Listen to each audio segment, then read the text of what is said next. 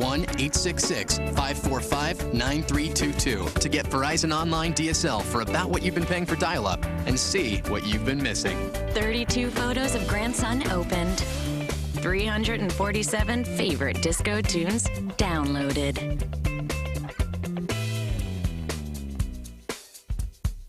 Phone, broadband, TV, Verizon. We'd like to send a big hello out to Captain Bryce McDonald, who was injured in Iraq and is currently in Bethesda Hospital right now, and to say thank you to all the armed forces around the world that are helping protect our freedom. Paul Johnson's Navy team right now with a 2-point lead, very precarious lead. Boston College with the ball, 5:19 left to go in the fourth quarter. And they start from their own 42-yard line. Matt Ryan, little screen pass, completes it out to Andre Callender, his tailback, picking up only 2 yards on that play.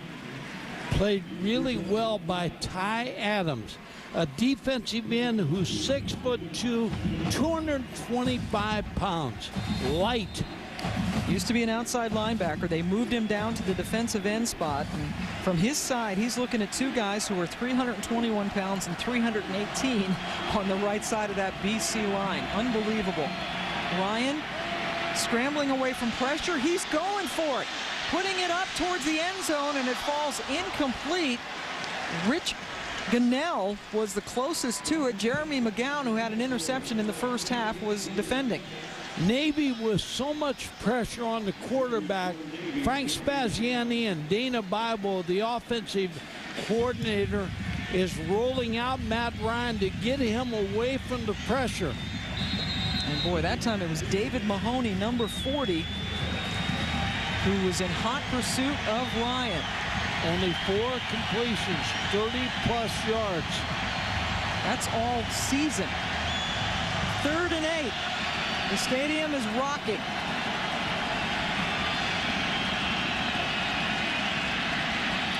Ryan fires, has a man open, and overthrows him. Brandon Robinson had gotten in between a couple of Navy defenders, and Ryan missed him. Pam, with 4:29 on the clock, you got to punt the ball here. You have all 3 timeouts left. So Navy is going to get the football. Boston College needs their defense to stop Navy, give their offense one more shot. That was a drive, if you can call it that. They only used up 50 seconds, 3 and out, from good field position at the 43-yard line. That's where they started. It stalls at the 45. Reggie Campbell waits at his 10. Flag is down. High punt by Ayers is fair caught at the 10 by Campbell. And flag back close to where the ball was punted, and it's going to be against Boston College. They're going to take, Navy's going to take the penalty, back them up 5 more yards, repunt. And you see Paul Johnson saying the same thing, back him up. Frank Spaziani's done a good job with the staff. I talked about transition. Illegal motion, number 35. It's a 5-yard penalty and a re-kick. Your leader's gone. Tom O'Brien, who brought everybody to the school, he's gone. All of a sudden, you have an interim coach in Frank Spaziani. The coaches, players, will he get the job? He doesn't get the job. You hire somebody else. It's just a lot going on in the lives of these people at Boston College. Jeff Jagosinski signed a 5-year contract. The offensive coordinator for the Packers will take over as the Boston College head coach, with Tom O'Brien taking the job at NC State. Another re-kick. Campbell gets it at his 13 and takes it up to the 23, so they gain 13 yards after that penalty. Tomorrow night at 7:30 Eastern, Coach Larry Coker leads his Hurricanes onto the field one last time. Miami takes on Nevada in the MPC Computers Bowl on ESPN. Tomorrow, 7:30 Eastern, part of Capital One Bowl Week, also available on ESPN HD. And that's always a good atmosphere in Boise. They play in that blue field. And Larry Coker did a great job at Miami, and really did. And not good enough. He's a good man. And Chris Ault, the Nevada coach, winning coach. 3 timeouts left by both Navy and BC. BC will use theirs. Navy with only 107 yards of offense in the second half. They scored a field goal on their first possession and since then have punted on their last 4. Pitch to Campbell. And Reggie Campbell is taken down inbounds. Clock keeps going as Jamie Silva makes a stop. Let's go down to the field and Jimmy Dykes. And Pam, Paul Johnson knows he's 3.5 minutes away from a bowl victory. He told me yesterday he's been calling plays in this offense, the option offense, for 23 years. Interesting to note, he does not have a play chart anywhere close to him throughout the ball game. And he said he has 2 offensive assistants upstairs. He only asks for help maybe 2 or 3 times a game. Everything about this offense is in Paul Johnson's head. It's all on his shoulders right now to finish off this ball game. Yep, he ran that offense with great success, winning 2 championships, national championships at Division I AA Georgia Southern. Has led Navy to its 4th straight bowl game for the first time ever. Pahiaku and Hana breaks it for the first down and more. And initially stayed in bounds and then goes out of bounds at the 46-yard line. 16 yards and a first down Navy. A great call. A misdirection call where Kaipo's going to keep the football. It looked like it was going to be a pitch. Turns pitch. Everybody from BC goes that way with the pitch. Kaipo thinking about staying in bounds right there, but then he had run out of bounds. But Navy, Paul Johnson with a good call in this football game. Now Frank Spaziani going to start thinking about burning those 3 timeouts as we are inside of 3 minutes. Fullback, the dive guy gets it and loses a yard or 2. Ron Brace tackling down Eric Katani. First timeout taken by BC. This is our last football game of the season. Mike, it's been a pleasure working with you all year. Tim, it's been great. Appreciate it. Eric Postman, our producer. Prabin Martin, our director. Robert Slosby, our athletic director, our assistant director. He could be that too. And his name is, of course, his nickname. Bubba. Bubba. Mike Mascaro also in there is the AP. Stephan Monnier, Chris Pastor, Pete Smith, Sean Coy. Just a lot of great guys. Tim Cuss, Ernie Dunlap have been with me for a few years in videotape. They work so hard. I mean, we're up here and, you know, people get to see Jimmy's cute face. And there's one of our camera people. That's Elaine Rom. They work so hard at trying to give the best pictures and the best broadcast, and we're proud of this crew. Tony Medici under the weather today. Our great camera guy was with Jimmy on the sidelines. Brian Sachs, who sets up the booth. Mike Moody, thanks to them. Michelle McKenzie in audio. We got Rocky Rudy in video. Heather Wilson and Barbara Hansen. Special thanks our operations managers. They are the best. Great. They just take care of the little things behind the scenes and make this operation go smoothly. Of course, and up here, Ed Svita, who's been my statistician for the second half of the year. Tony Britt, Bill Garrity, the best spotter in the business. So it's been a pleasure. But right now, Boston College trying to stop Reggie Campbell in Navy, and Reggie stays on his feet, fumbles the ball, but it goes out of bounds. Navy gets the first down, and Reggie looks over with a sigh of relief and a smile. Reggie Campbell is glad that ball bounced out of bounds.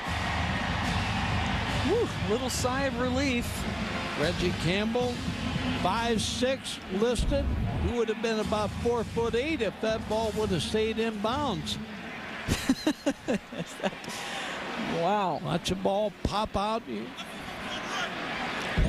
Ryan Glasper coming in and punching it out. Campbell with 59 yards on the ground, 116 yards on the ground for Shun White, but 2 of those came on 2 long runs.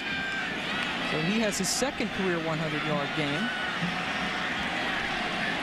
As the clock runs. Maybe letting the play clock run down all the way before they take a timeout. So Boston College still with 2 timeouts remaining, but only 2:10 left to go, and Navy has a first down. Now, BC has had some close finishes this season in their 9-win year. Tom O'Brien, the head coach, against Clemson in September. Jolon Dunbar with the huge blocked point after that set up the win for them, 34-33 in double overtime. Then against BYU, Tony Gonzalez got a touchdown pass, and then Jamie Silva with a big interception. They win that one 30-23, another double overtime. And then at NC State, it goes the other way. Daniel Evans with a touchdown, and then NC State wins that 17-15 as Evans hit John Dunlap. So some close calls for BC. Pam, go back to the fumble by Reggie Campbell. When the ball went out of bounds, they take it back to the spot he fumbled the football in, which was inbound, so they started the clock. But fortunately for Campbell, not only did he not lose the ball, he had run for a first down, so they still got the first down on that play. As Reggie, who's only a junior, we will see him back next year with Navy. 1st and 10 for the midshipmen from the 42 of Boston College. Katani, the fullback, carries it for a 5-yard gain, and Boston College has to burn its second timeout. Navy, the #1 rushing team in the country, averaging over 327 yards per game, and Sean White over 116 yards. Singleton, Zervin Singleton, also with a big game, and Reggie Campbell. Singleton, by the way, an ESPN Magazine Academic All-District selection in aerospace engineering and astronautics. Wow. I mean, that's I impressive. can't even say it. And when I look at these running backs, they got to be saying, hey, our offensive line did a great job, but the receivers did a great job blocking downfield. And Kaipo, Noah, the quarterback, he took so many hits after pitching the ball. A team effort. And there are the Navy guys getting ready to celebrate. Jason Tomlinson has caught a touchdown pass. Tyree Barnes caught a touchdown pass. Yes, that's right, folks. Navy, which had 5 touchdown passes all season, threw 2 of them today in the first half, catching this BC defense off guard.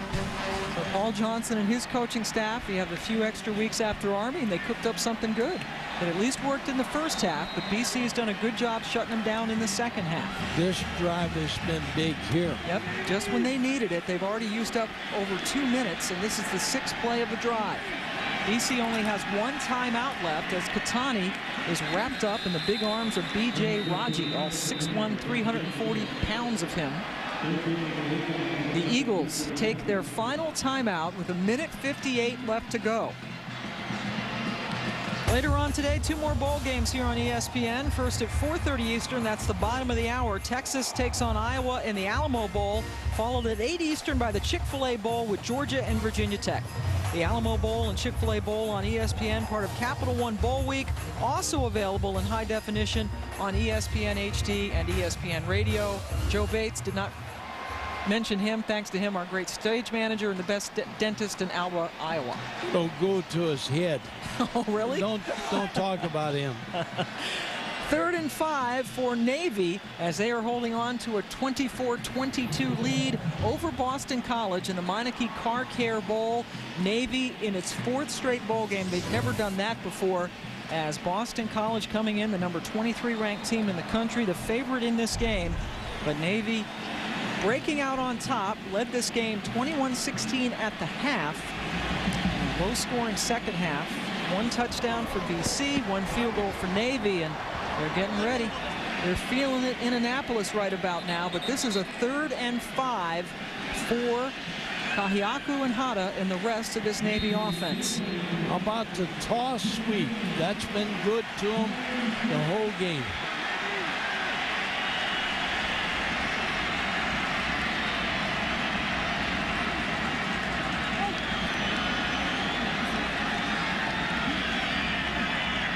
Timeout.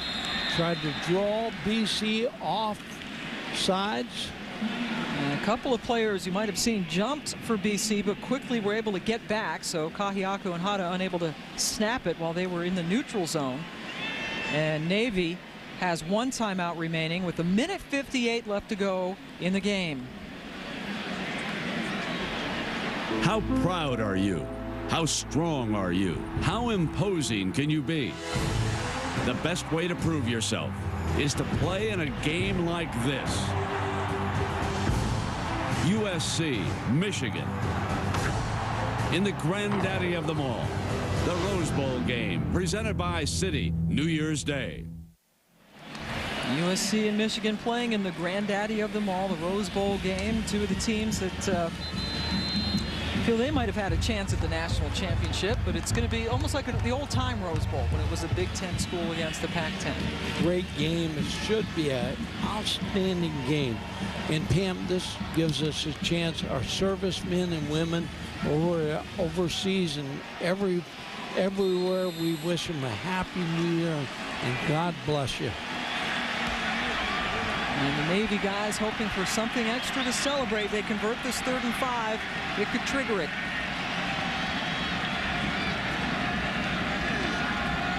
They do go with the toss sweep.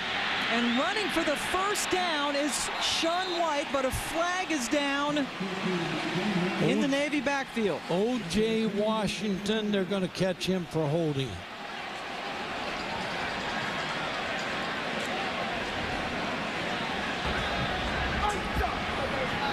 Holding on the offense, number 78.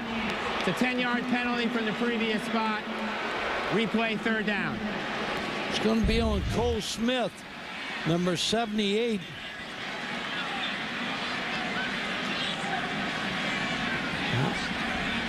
I think they called it on Washington.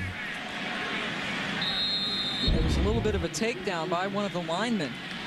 So to gate that first down, and we think the officials made a mistake. They meant to say 79. Matt Pritchett, is Cole Smith not in the game. James Rossi is the center. As anyway, what it adds up to, instead of a first down, it's a 3rd and 15. They have to get to the 32-yard line to hold on to the ball. And Campbell fumbles the football. Boston College gets it. Jolon Dunbar, like a magnet. When the football's loose, he's around it. He picks it up. And Boston College, with 1:43 left, had the football on the 40 of Navy.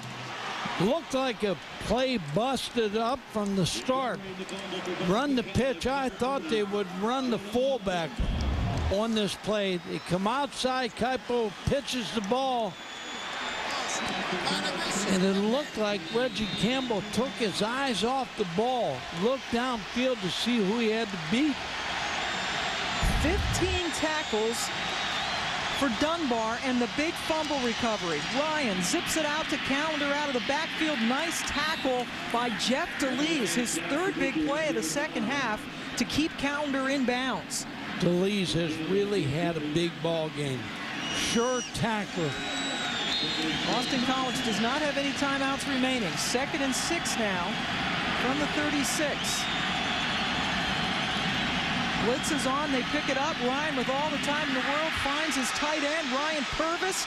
First down, Eagles at the 21-yard line. Keenan Little makes the stop after a 15-yard gain.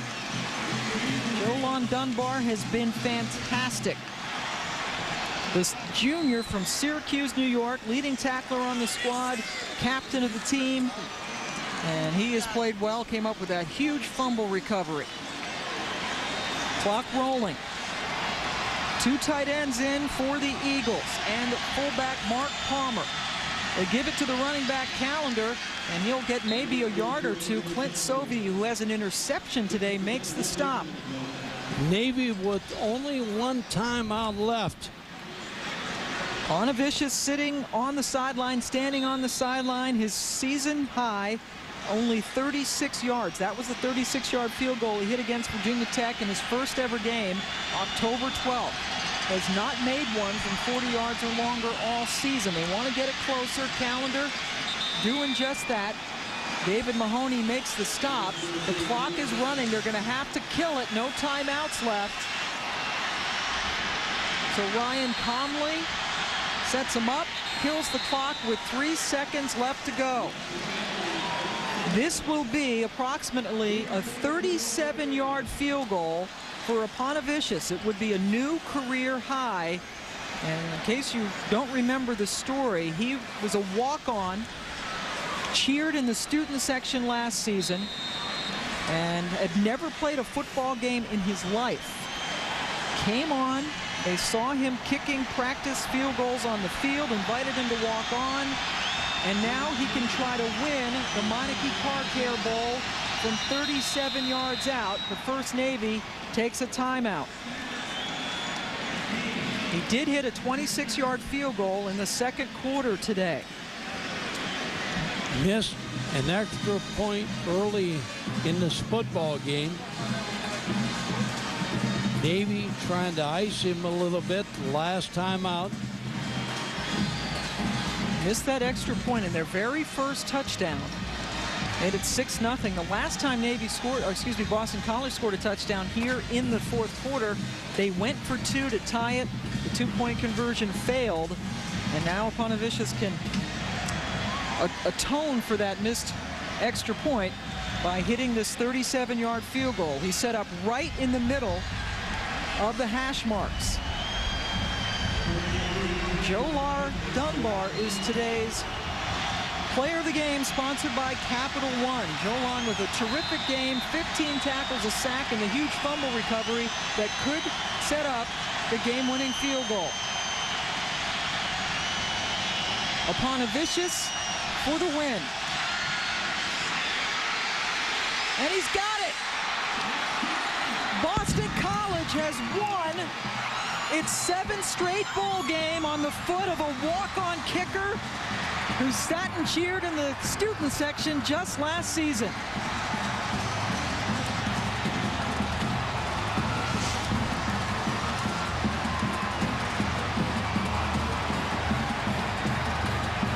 A great comeback for the Eagles. Stunned silence for Navy. The lost fumble, Matt Ryan and company took it from the 40-yard line with no timeouts remaining. And Aponavicius, the storybook career, what a great ending to this season as he's carried off the field as he wins the game with a last-second, career-long 37-yard field goal. Cam, a lot of feelings on the sideline. BC lost their coach. They love Frank Spaziani. They love the coaches. Sorry to see them leaving, but here's the kick right down Main Street. And BC's team with 10 wins, first time since Doug Flutie in '84. Matt Ryan with the celebration for the starting quarterback as Aponavicius nails it from 37 yards out.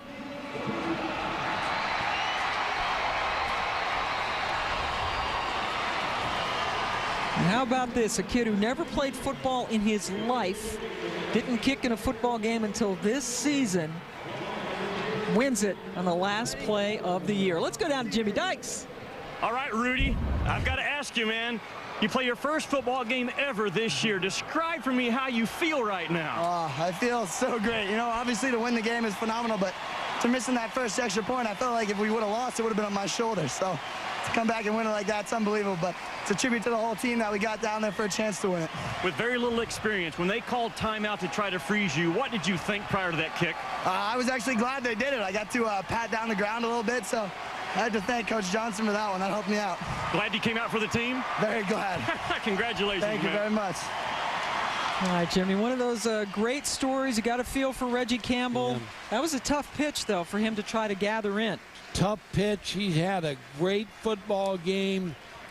Dropped the ball there, but nobody feels worse than he does. But he's a good football player, played hard all day. And only 5'6", maybe. Boston College, your 2006 Meineke Car Care Bowl champions, as they come from behind to beat Navy 25-24. For Mike Gottfried and Jimmy Dykes, our entire great crew, I'm Pam Ward, as we say goodbye to another season. This has been a presentation of ESPN, the worldwide leader in sports. Steve Aponavicius, they call him Sid Vicious, from 37 yards out, wins it. BC takes it 25-24. We say so long from Charlotte. Let's go to the studio and restate. Just watch the truth.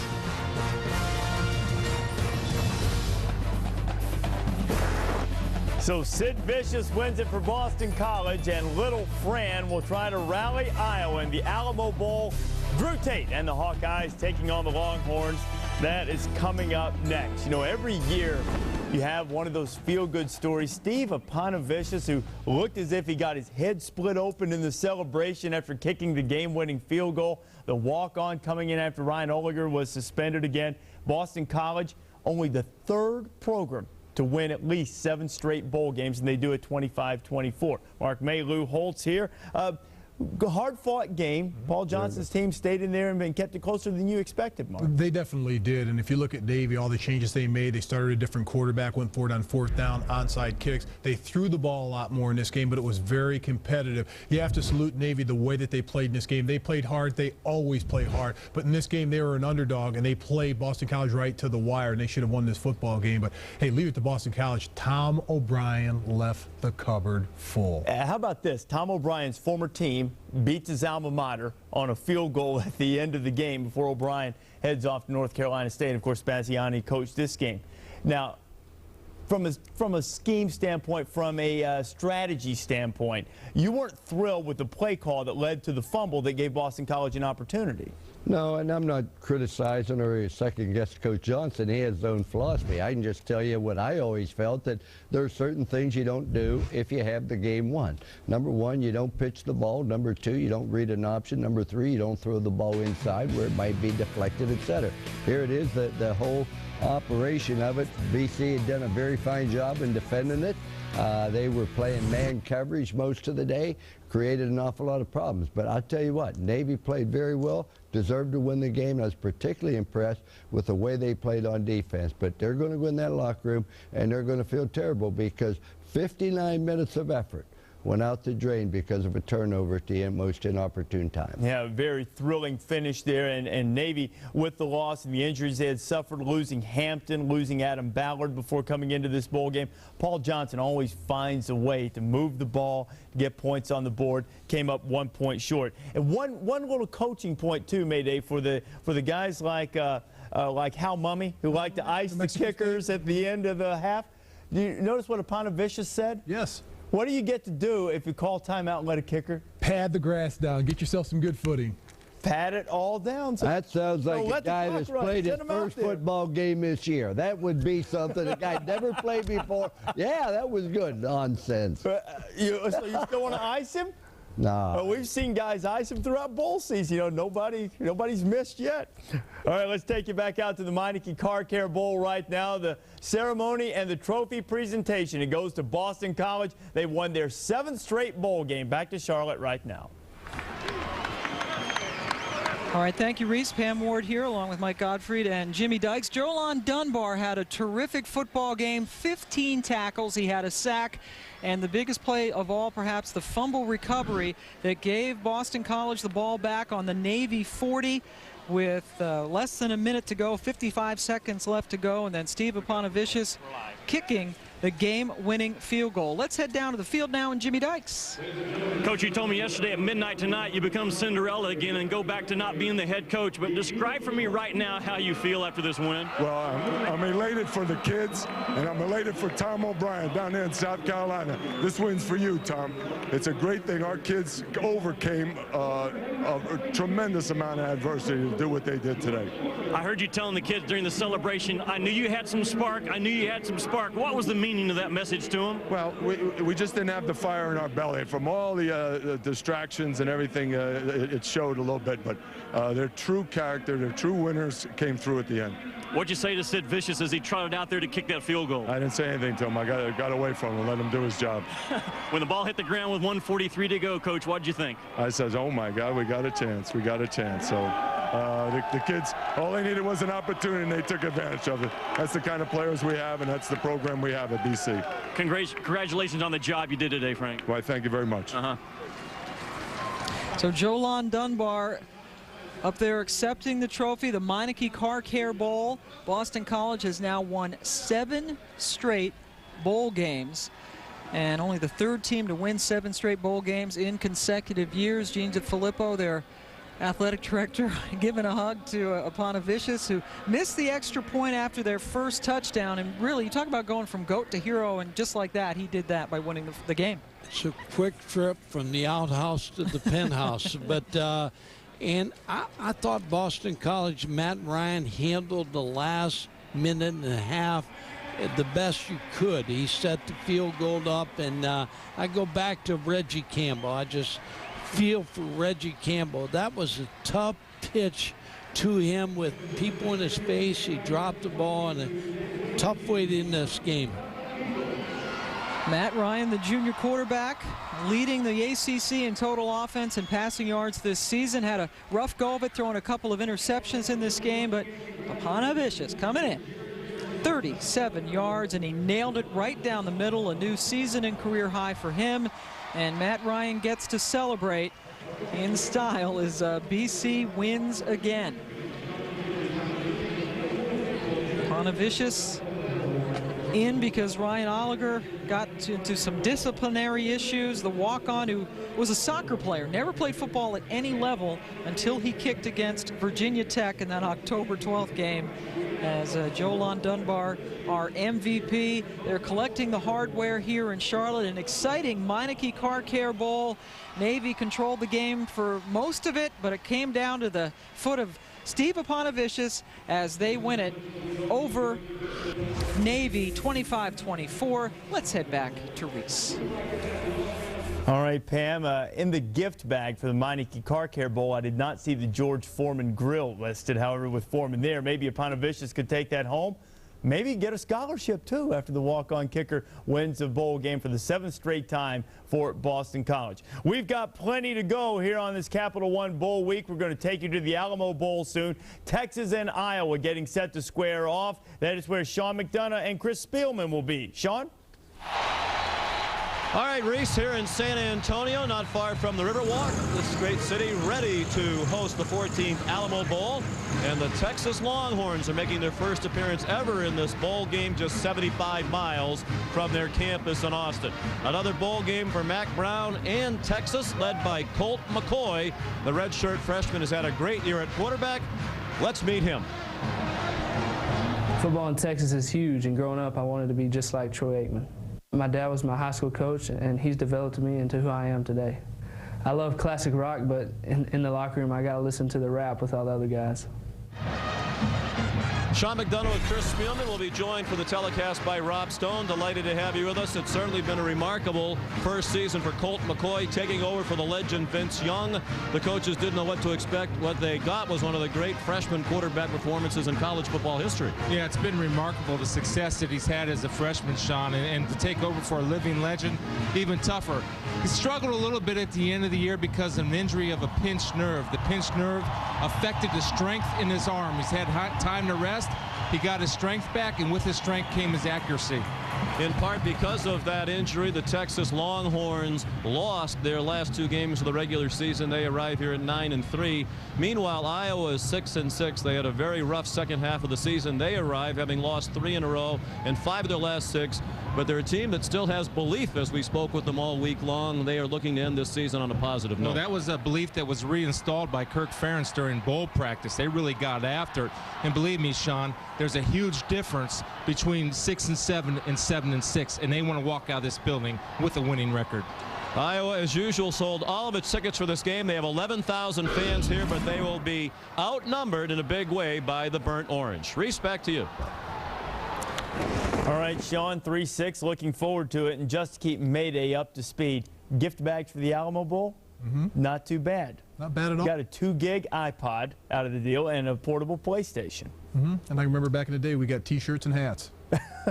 And you liked it. Yes, I did. Good I was enough. excited about it, but I think it's great. I think that's part of going to a bowl. That's part of the reward. Not only playing in a bowl game, going to the bowl game, enjoying yourself down there, but getting the good swag. Hey, Lou, we heard Chris talk about the fact that Kirk Ferentz sort of got Iowa back into getting after it during bowl practice. How big an impact can that make on a team which has struggled down the stretch of the season? It makes all the difference in the world. And here's something else.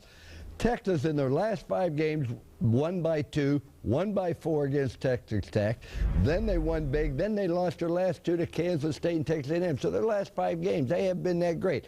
I really think the more you look at this with the shoulder, you can talk about a pinched shoulder. Let me tell you something. You just don't bounce back from that, and it can occur anytime. Just one good hit, it comes right back. There's no cure for it. It's like having a bad back, a pulled hamstring.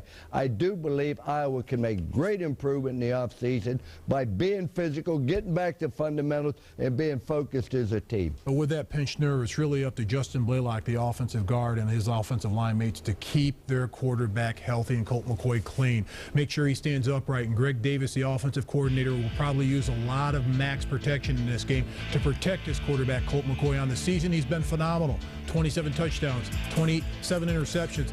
That was before he got injured, but he's going to have to rely on Jamal Charles, Salvin Young, and right there, number 4, big old Lima Swede to make plays to take the pressure off of Colt McCoy at the quarterback position.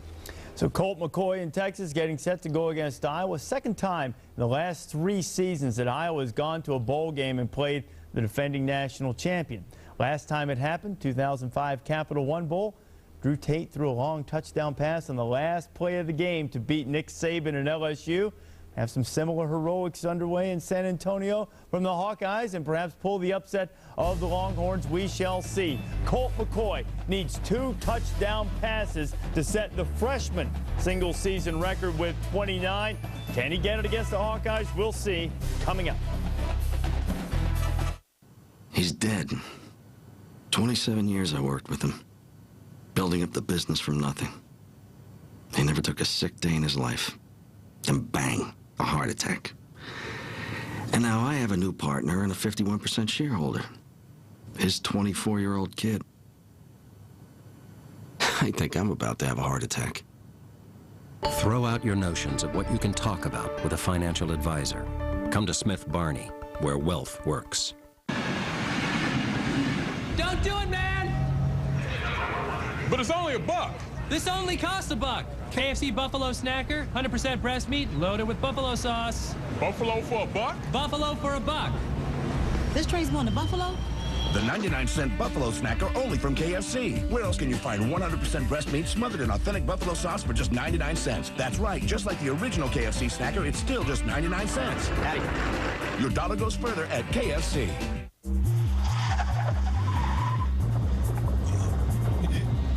There's no way to hide it. If you drive drunk, we will find you. Cops everywhere are stepping up enforcement and cracking down like never before. Sir, have you been drinking tonight? Sir, have you been drinking this evening? Sir, have you been drinking tonight? Make no mistake, you will get caught and you will be arrested. Over the limit, under arrest. Aaron Ross won the Thorpe Award in 2006. Longhorns have won the Thorpe the last 2 years with Mike Huff taking it the previous campaign. Ross will line up across from Drew Tate in Iowa. The Alamo Bowl is coming up next. And of course, you always have the conference bragging rights. That is the trophy for the Bowl Challenge Cup. It goes to the conference with the best winning percentage. And 2 conferences we're about to see in the Alamo Bowl, they've already been eliminated. In fact, the Big Ten is yet to win a bowl game thus far. Big East in good shape at 2-0. They have 3 other teams yet to play, all of them favored by about a touchdown or so. Mountain West in the house with a .750 winning percentage. Bowl Challenge Cup, as you probably know, goes to the conference with the best winning percentage among those conferences with at least 3 teams in bowl games. All right, guys, play a little take your pick now for the bowl games we have coming up the rest of the day on ESPN. And we'll start with a nightcap, the Chick-fil-A Bowl, Georgia and Virginia Tech. That Hokie defense has been dominant. Bulldog offense has been a little shaky this season. Take your pick, Georgia, Virginia Tech. I'm going to take the University of Georgia because football teams change once you get ready for a bowl game. That month layoff, you have to rebuild it again. I like the fact, though, that Georgia did end up the season upsetting Auburn and then beat Georgia Tech. I also think their defense is going to play very, very well, particularly Quentin Moses. Here's an individual who had an outstanding year as a junior, 11.5 sacks. Been a little disappointing as a senior, only with 3.5 sacks. So I think that their defense will neutralize Virginia Tech's defense. And the reason I pick Georgia is their punt return team. I know everybody talks about Virginia Tech and how great their kick coverage is and how great their punt blocking is. I think Georgia will win it because of that, Mark. Well, I think Virginia Tech's going to win it just because of those reasons you stated, because of their special teams and Beamer ball. Frank Beamer does a great job with the special teams, but not only that, Bud Foster, their defensive coordinator, has been outstanding over the years, and again this year. They're #1 in scoring defense, 9 points a game, #1 in total defense, #1 in pass defense, and you've got Vince Hall, one of the best linebackers in the nation, leads the team in tackle, and he's going up against a freshman quarterback in Matthew Stafford. 6 touchdown passes. 12 interceptions. You don't think that defense for Virginia Tech right now is just pinning their ears back, ready to attack that quarterback in this game? Virginia Tech. I'm picking Virginia Tech in this one. But the greatest improvement a freshman player makes is from the end of the season to the bowl game, and I think you'll see a different Stafford in this game. All right, we'll see the Chick-fil-A Bowl at 8 o'clock Eastern time. You know, there's stats to back up both of you guys. Virginia Tech's defense in the last 6 games has scored as many touchdowns as it has given up. Georgia, on the other hand, has scored 7 non-offensive touchdowns this year. Only that's second best in the nation. 3 teams have scored 8. One of those teams, the Texas Longhorns, they have 8 non-offensive touchdowns in the Alamo Bowl against Iowa. Take your pick, Texas or Iowa. I have to go with Texas, but I tell you what, deep down inside, I really believe Iowa can win this football game, has an excellent chance. 2 weeks ago, I wouldn't think so. They lost 5 of their last 6 games. I think Iowa's going to play very, very well. And as I said, I have some question marks about Texas, particularly the way they played their last 5 games. I like Texas in this game. And the reason why is because of Colt McCoy. I think he's going to be better. He's going to be healthy. He's going to play better. But there's so many athletes on this Texas football team. Jamal Charles at the running back position, Limas Swede, Billy Pittman, Quan Crosby at the wide receiver position, Justin Blaylock up front. They just have phenomenal athletes. And even though they hadn't played well the last month of the season, I think they're healthier now and they will turn it on this game. But I always like Drew Tate from Iowa. He's one of my favorite players in the country. Little Fran Tarkington will make a play or two in this one. I know that there are different guys and every team's a little bit different, but Lou, the last couple of years, Texas has played in the Rose Bowl against Michigan. Then they played in the Rose Bowl for the national championship against USC. When you don't reach that level of bowl game, some of the guys who've been other places, how difficult is it to get the guys ready to play? Oh, it gets difficult, particularly when you're sitting there with 2 weeks to go and you think you're going to play in the championship game and play in the BCS Bowl. But the other thing that happens when you have all that talent Mark talked about, you have all these agents, everybody's wondering, do I come out early? Where am I going to go? Etc. And their focus is not on the game, and that's the most disappointing thing in preparing for a game. All right, we'll see if Mack Brown has been able to navigate that obstacle. Texas and Iowa coming up from San Antonio. They're just about ready to kick now. Welcome back to ESPN's presentation of Capital One Bowl Week. Capital One Bowl Week continues from San Antonio. It's been overflowing with football fans this holiday week as 2 of the most loyal fan bases in the country have descended upon the Alamo City to watch 2 Texas high school legends go head-to-head in the Alamo Bowl. Breeze lobs it for the end zone. Got him there. Touchdown, Isaac Joe. Tate wants to go deep for the touchdown. A man open at the 20. It is caught. 10, 5, touchdown. Holloway. Oh, my. The national championship on the line right here. He's going for the corner. He's got it.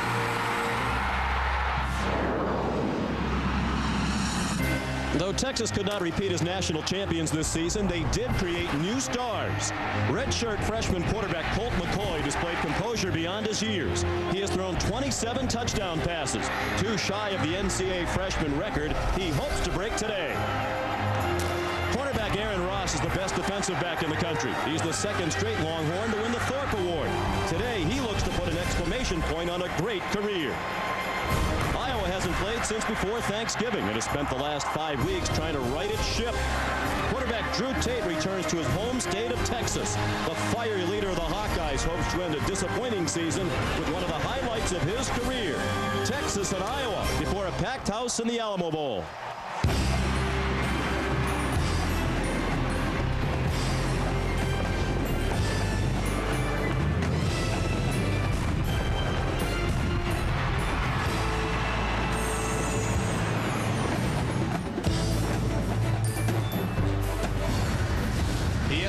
welcomes you to the Alamo Bowl from the sold-out Alamo Dome. Nearly 70,000 fans on hand to watch the second meeting ever on the football field between two of the great programs in the country, the Texas Longhorns and the Iowa Hawkeyes. Hello, everyone, and Happy New Year. I'm Sean McDonough, along with Chris Spielman. We'll be joined in a moment by Rob Stone. Delighted to have you with us for this marquee matchup. It's been an interesting season for each team. In the case of Texas, defending a national championship, they got off to a great start. They're getting off to a great start here, too, as they take the field before the rabid, burnt orange nation. At one point, just a couple of weeks ago, Chris, though, they were 9-1, and the injury to Colt McCoy at the end of the season derailed some national championship and conference title hopes. Well, yeah, it definitely hurt them when you lose your starting quarterback and 27 touchdowns. That does hurt your football team. But Colt McCoy has had a chance to recover from his pinched nerve. That opportunity gave him the ability to get his accuracy back and his strength back. He's something special, Sean.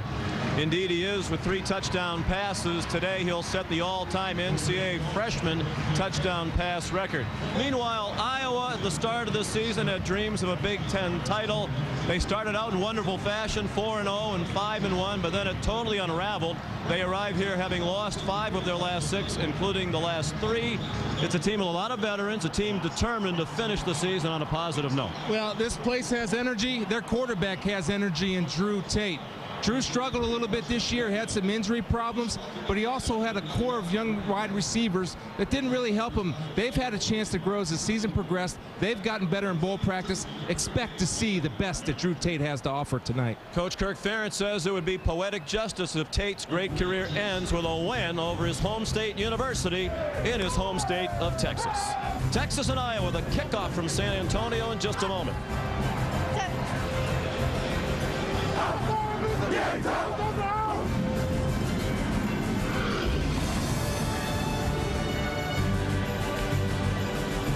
Some will show their allegiance with pride. Some will show it in other ways. We get along fine, except on Saturdays. Now there's no better way to show your true colors than with Fathead. Easy to put up, easy to move. Fathead gives you more to cheer about all season long. Show everyone who your team is. Looks like this little fella's ready. It's time to put up or shut up. Officially licensed by the Collegiate Licensing Company, NASCAR, the NBA, the NFL, and Players Inc. Call or go to fathead.com and get your head in the game. Hey, you want to see something cool? Now you can hang out with an NFL quarterback with Fathead, a larger-than-life wall graphic. Fathead brings NFL action right into your home or office. Fathead is huge. The coolest thing is, you put it on the wall, you don't like it there, peel it off, put it on another wall. Visit fathead.com for your officially licensed Fathead teams and players. Call and get a fat head. Fathead is for true NFL fanatics only. Take those posters off the wall, put on Fathead. Hello, people in TV land, get a Fathead. We're on the Riverwalk in San Antonio, just a few steps away from the Alamo, with thousands of college football fans enjoying both the warm weather and famous Texas hospitality. We are proud to bring the excitement and revelry of the Alamo Bowl to fans across the nation in a game being played before the largest crowd in Alamo Dome history. So whether you're a Hawkeye or a Longhorn, or maybe just a fan of great college football, we hope you're having fun and enjoy the game. On behalf of the Alamo Bowl family and the city of San Antonio, we wish you all a happy, healthy new year. And we thank Bob and the people here at the Alamo Bowl for their great hospitality, and we welcome in Rob Stone. Well, these two teams, Sean, combined have lost their last 5 games, so both respective head coaches really came in taking a hard-edge approach to their bowl preps. We begin with Mac Brown. He told us, hey, we are on a business trip right now. Exhibit A, they arrived on Christmas Day and promptly practiced. 6:15 a.m., wake-up calls and early curfews. Yesterday at the luncheon, he gave Coach Ferentz some Texas Spurs as a gift, and you get the sense that if Kirk Ferentz had those Spurs during bowl preps, he might have been using them on his players. The sense that he's almost embarrassed by their 6-6 mark. He really took out his frustrations by cranking up bowl practices. Plenty of hitting, and a lot of players told us this was the most involved they've ever seen coach at practices and on both sides of the ball.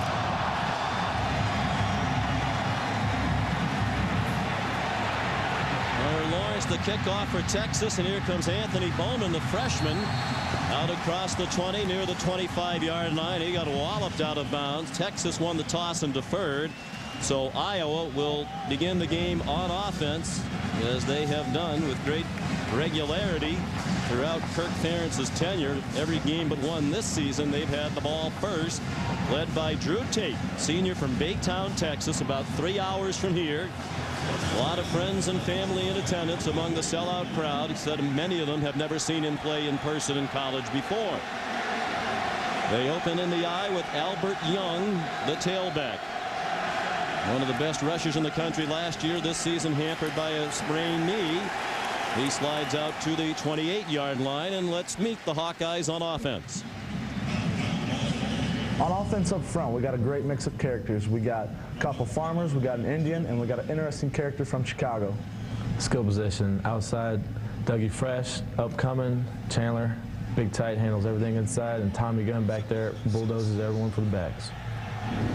Dougie Fresh, the freshman wide receiver. Dominique Douglas out of Detroit, Michigan, leading freshman receiver in the country this season and leading Iowa with 46 receptions. They've been hurt from time to time by inexperience in that receiver corps. Scott Derry drops Young for a loss, and right on cue, the Texas defense. They say everything is big in the state of Texas. Who's up? Big draws up. Texas front four. At linebacker, number 44, Rashad Bobineau. They call him the Iceman. Back to the secondary, we may not be the biggest, but we all pack a big punch and we all make big plays. Michael Griffin playing alongside his twin brother, who's 2 minutes younger, Marcus Griffin, in the safety spots for Texas. That Longhorn defense second in the nation against the run. They drop Young for a loss back to the 23. Tate to throw for the first time, has a first down out to the 39-yard line. It's Dougie Fresh, Dominique Douglas with his 47th catch of the season, adding to his Iowa freshman record. Well, what's that impressive about that, Sean? He's working on a Thorpe Award winner, Aaron Ross, man-to-man, locked up. And watch Dominique first get off the jam, then work his way back to the football. Aaron Ross loses his feet. Dominique keeps his feet. Result, first down. Nice job of Drew Tate hanging in there under pressure and delivering it. Tate's completed 58% of his passes this year. He'd been over 60 in the previous 2 years. But been bothered by a thumb injury and an abdominal strain. Looking there for Andy Brodell, that was incomplete. Brandon Foster in coverage. Tate had thumb surgery at mid-season on his left thumb. When we visited with him yesterday, it is clearly still swollen. You can see that at the base of the thumb. He still does not have the ability to bend it, has trouble gripping and squeezing the ball. And the other thing he had trouble with, as he told us, was handing off to his right because he has to extend the ball to his left. That should be taken care of through the rest and preparation of bowl practice. On second down, a draw for Albert Young, and the New Jersey native out of Moorestown has 8 out to the 46-yard line, tackled by Michael Griffin. That's the guy they got to get off and get off early. Really a disappointing year for Albert Young, the junior, after a tremendous year last year. As you said, been hampered by a knee injury. Really not painful, but there's swelling, so that hampers his ability to make the cuts. Right there, he made a great cut. Their leading rusher this year, 715 yards, but that's down from 1,334 last season when he led the Big Ten in rushing in conference games. Third down and 2, Iowa near midfield. Tate trying to throw for the first down, in trouble. He was able to spin away and drop it off for Tony Moyaki, the backup tight end. And it's a first down for Iowa to the Texas 46. Yeah, that's what Drew Tate brings here. Right away, his personality shows. He's not going to be denied in pocket presence. Feels the pressure of Crowder coming from the backside. No, I'll get away from that. Moyaki stays alive in the route, doesn't quit, and goes ahead and stretches and lunges for the first down. But Drew Tate made that play happen with his feet and his presence in the pocket. 8-yard gain. And Iowa, a considerable underdog here today, on the move on the opening possession. Tate under duress from a blitz, stepped away from it, dumped it off to Tom Bush, the fullback. He paid the price, but delivered a blow at the end as well, as he collided with the Griffins, Michael and Marcus. 19 more for Iowa. But here again, Drew Tate making people miss in the pocket, knowing where his receivers are because his eyes are downfield. And the big fella delivering the blow. And Bush. He likes it when those little DBs come after him. He's going to go ahead and put his head down and run him over. Concerned look from Mac Brown early. The Iowa players and coaches, unanimous, the ones we spoke with, saying they had a great month of bowl practice, and they look sharp here. Albert Young inside the 5, down to the goal line. They'll mark him inside the 1.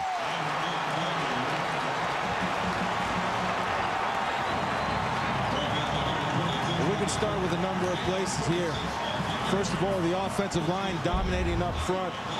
You can see the hole in the cutback. There was a good job by Champ Davis. Albert Young taking on Griffin, putting him on his highlight film, gave him a leg and took it away. Then the ability to lunge and is just short. Good call by the officials marking that short. And Texas needs a timeout. Yeah. Players running on and off the field. They are on their heels early. Nice mix of run and pass on this opening drive engineered by Drew Tate.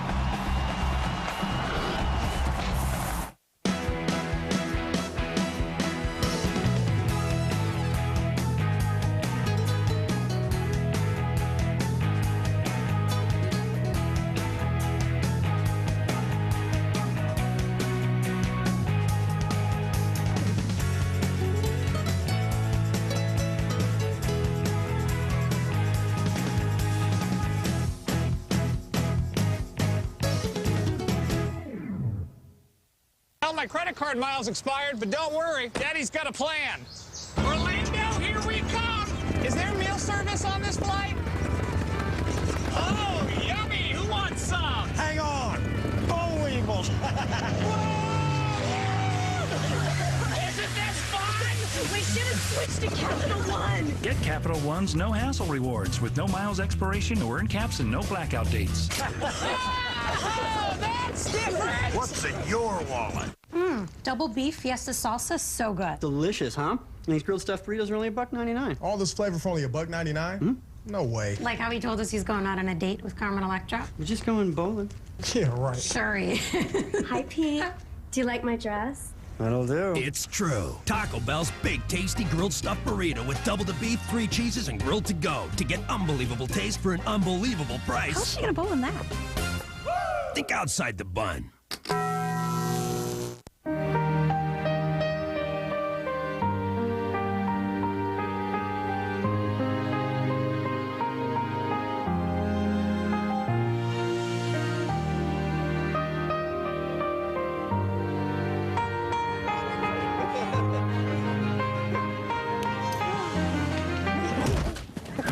Life comes at you fast. Invest wisely. Invest with Nationwide. Investments, retirement, insurance. Nationwide is on your side.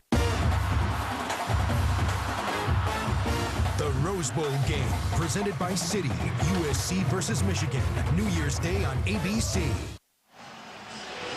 This game is being broadcast in high definition on ESPN HD, presented by Pioneer Plasma Displays. First and goal, Iowa. Inside the 1-yard line, looking for the first score of this Alamo Bowl. An impressive drive, 4 runs and 4 passes. The handoff to Young with the second effort into the end zone. Touchdown, Hawkeyes.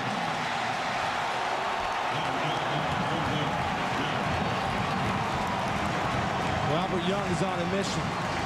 Kirk Ferentz had spring camp 1 during bowl practice to set a physical presence and physical tone. Take a look from Skycam above. Albert Young running people over, running over his own guys, keeping his feet moving, never leaving the leg drive. Killebrew coming there with a shot, but it was too late because Albert's celebrating in the end zone with his teammates. 7th rushing touchdown of the season for Young. Kyle Schlicker to add the extra point.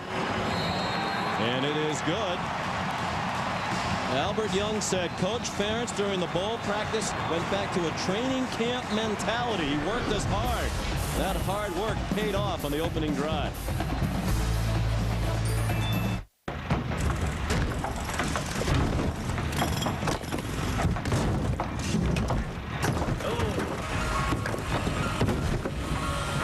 best-in-class payload outside and a ton of comfort inside. What are you doing? You're trashing my truck. You serious? Sorry. Ford F-150. Treat it right. Just tell me right now, like first impression, would you marry me? There's so many different things about me that I do not like. Let's talk about something fun. How about magic? I like peanuts. I like cashews, especially candied. Anything in a trail mix. Tired of bad dates? Maybe it's time to try eHarmony. At eHarmony, we only match you with other singles who have been pre-screened for compatibility with you. So when you get to the first date, you know you have so much in common. Log on today and get your free personality profile. He's dead. 27 years I worked with him, building up the business from nothing. He never took a sick day in his life. And bang, a heart attack. And now I have a new partner and a 51% shareholder. His 24-year-old kid. I think I'm about to have a heart attack. Throw out your notions of what you can talk about with a financial advisor. Come to Smith Barney, where wealth works. Hi, I'm Rick. Can I answer any questions on your new CRM system? Not really. It's pretty intuitive. Thanks. Ooh, honey almond. Heard the blitzes are good. You got any lunch? Can I answer any questions for you? Hi, got any questions for me? Nice system. Closing deals left and right. We're out of blintzes. With the right software, people can train less and accomplish more.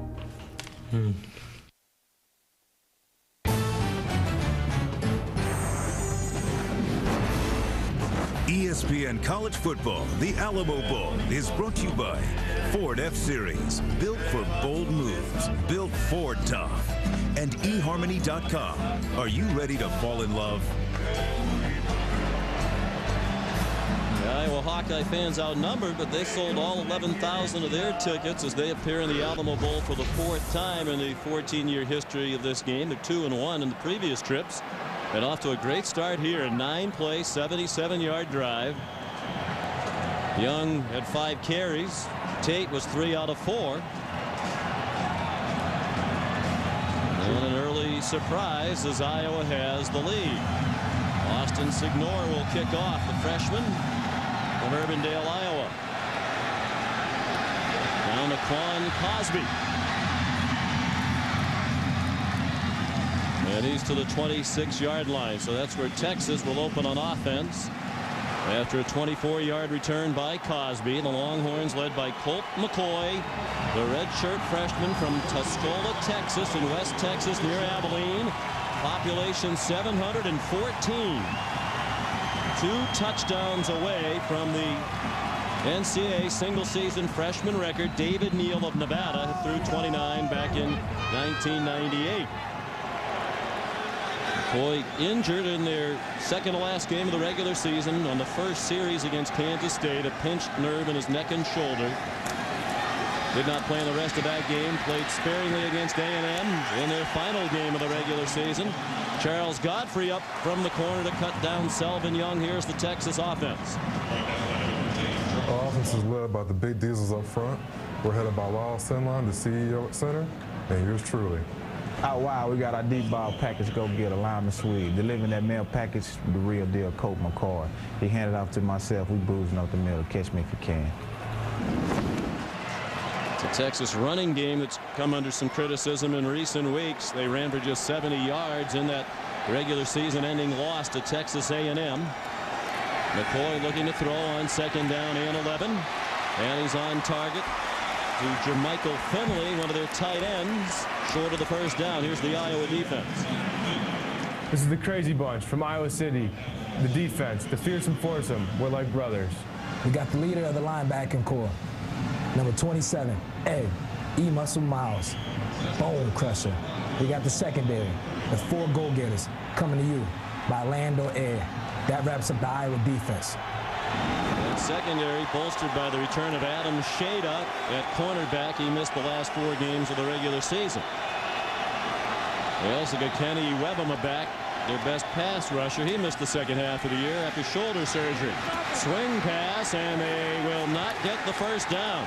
Selvin Young walloped again by Adam Shada. And help from Mike Humpel. They're also going to get help with a 15-yard penalty.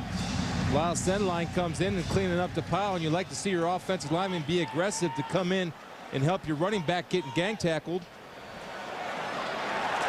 Jay Stricker's the referee. It is a Pac-10 officiating crew.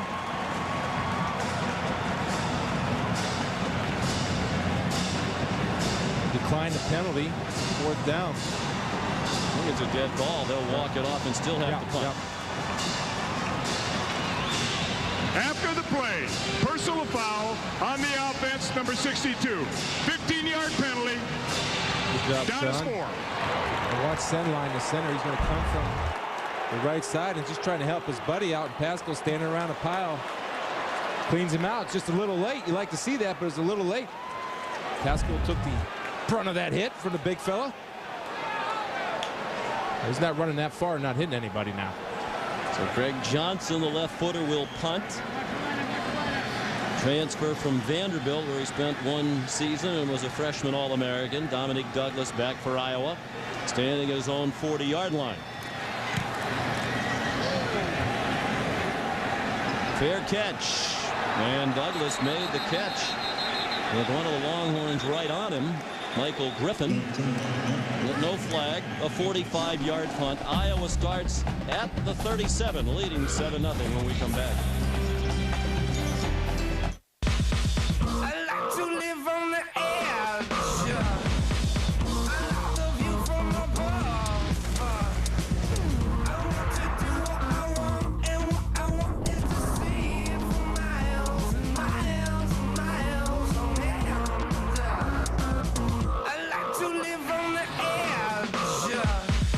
Introducing Edge, the all-new crossover from Ford. The Edge is never dull.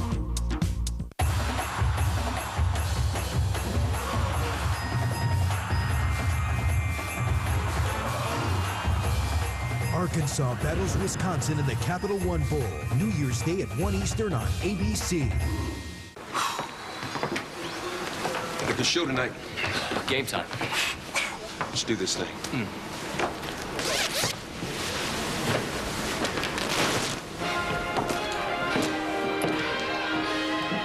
Once upon a time, you entered a world of entertainment unlike anything you could have imagined. You fell in love with Dish Network. Now, when you invite your friends and family to share the Dish Network experience, everyone gets rewards. You get a $50 credit for each person you refer. They get free activation. Sharing Dish with others through Club Dish means big savings and living happily ever after. Call now and start saving. Dish Network. Better TV for all.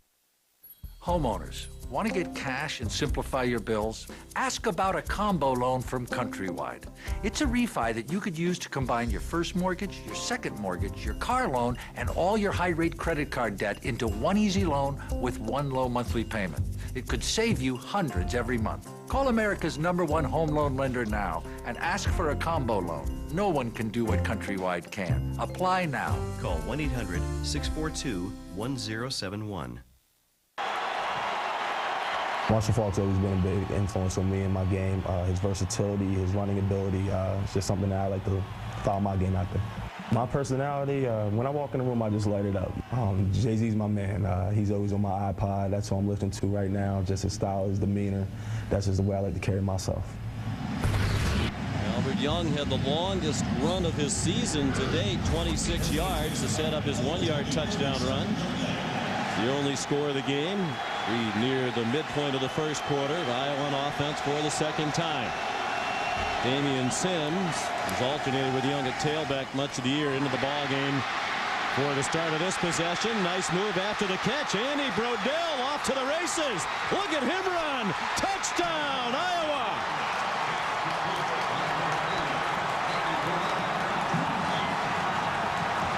There's that myth out there.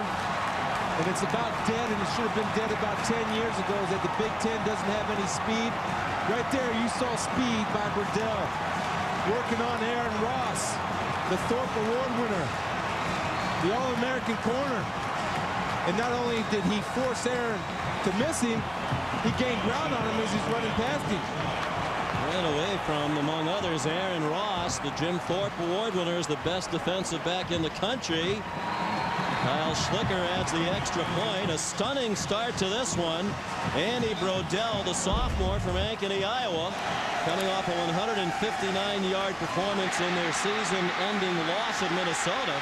With the great move, 63 yards in all. He ran away from this talented Texas secondary. And we should point out, Chris, a lot of talent in that secondary, but the Longhorns are 98th in the country against the pass this season, giving up 233 pass yards per game. Yeah, and also Gene Chizik, of course, accepted the head coaching job at Iowa State. And Dwayne Akina is calling the plays for Texas on the defensive side. And right now, they're trying to play a soft man where you saw Ross back up on his coverage, but he couldn't recover. And Brodell put a little move on him, and he was off. I mean, he was gone. I think he surprised the Texas secondary with his speed and the ability to finish. 14-0 Hawkeyes. Jordan Shipley back for the kickoff with Quan Cosby. And it'll be Cosby again from the 6 for a nice hole. Cosby across midfield to the Iowa 42. 52 yards on the return by Cosby. And great field position for Texas. Again, to be a great return man, you got to have vision and patience. You got to be able to set up.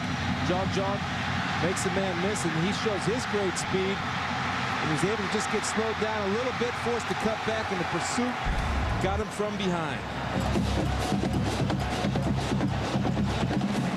Cosby, an excellent return man. Brought a kickoff back against Nebraska for a touchdown. Had a punt return for a score against Sam Houston State. McCoy on the rollout, on target. First down to the 30. Jordan Shipley on the receiving end. Adam Shada had the coverage, 12 yards for Texas. Any question about Colt McCoy's arm was answered right there. Pass was thrown with a lot of velocity, low and outside, the way you're supposed to throw an outcut, so only your man can get the ball. McCoy and Jordan Shipley quite familiar with each other. Their dads were roommates in college at Abilene Christian. Bob McCoy, Brad McCoy rather, and Bob Shipley. Some trickery, and here's Jordan Shipley again. Got another first down, and the Longhorns wanted a late hit. They're not going to get the call. Shada the tackle. With help from Brian Madison, it goes to the 17, a pickup of 15, another first down for the Horns. Good job of hiding the ball by Colt McCoy, and Shipley right there made two guys miss. Frankly, should be in the end zone. Both Shada and Pascal ducked their heads. Hit what you see what you hit. Jordan Shipley played for his dad, Bob, in high school. Another thing McCoy and Shipley have in common. Each played for his dad in high school football here in the state of Texas.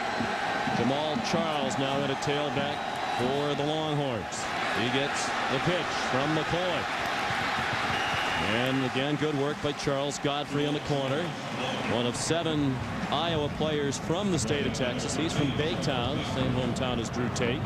No gain on the play, perhaps a gain of 1. That's it. Good job of Godfrey getting off the blocks, because Charles had his big center line out there with the ability to pull. And yet it seemed to me, it looked like it took a long time for that play to develop. Now Charles is the track guy, Sean. He can really get out and go. The pursuit of Iowa's there tonight, though. They're playing with their hair on fire tonight. Charles, their leading rusher for the year with 805 yards. Unless he has a big afternoon, their string of 11 straight seasons with a 1,000-yard rusher will end this year. Charles got across the 15. That stood up by Mitch King. And now flags come in late with some more extracurriculars, perhaps after the whistle. Yeah, you have Merrick and Pascal going over to Webema saying, get it together, man. And he has been out for a while. Emotions are high and pads are cracking down on that field, buddy. Well, some wondered if these two teams would be ready to play. Each came in on losing streaks. After the play, personal foul on the defense, number 92. Penalties enforced, half finishes for goal, automatic first down. Well, no question's been answered. Both teams plenty excited at the start of this game. In this case, a little too excited. Casey stuttered there, kind of pushed him off a little bit, and Webman took exception to that. Didn't want Stutter to feel like he was getting the upper hand, but you got to be able to have your composure, not cost your team valuable yards and field position. Webman did not play in the last 3 games and was limited in a couple of games prior to that because of the shoulder that required surgery.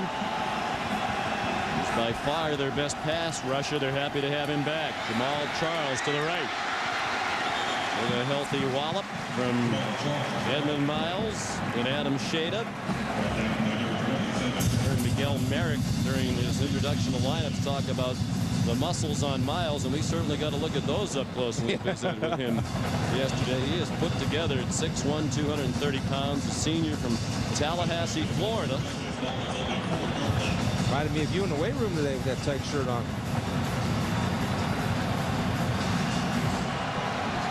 Second and goal.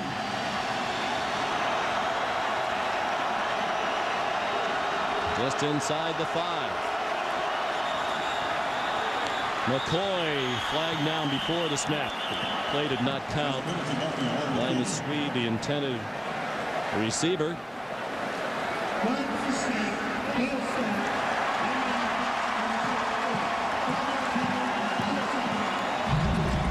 Coming up right after this game, Matt Stafford leads the Georgia Bulldogs against Brandon Orr and number 14 Virginia Tech.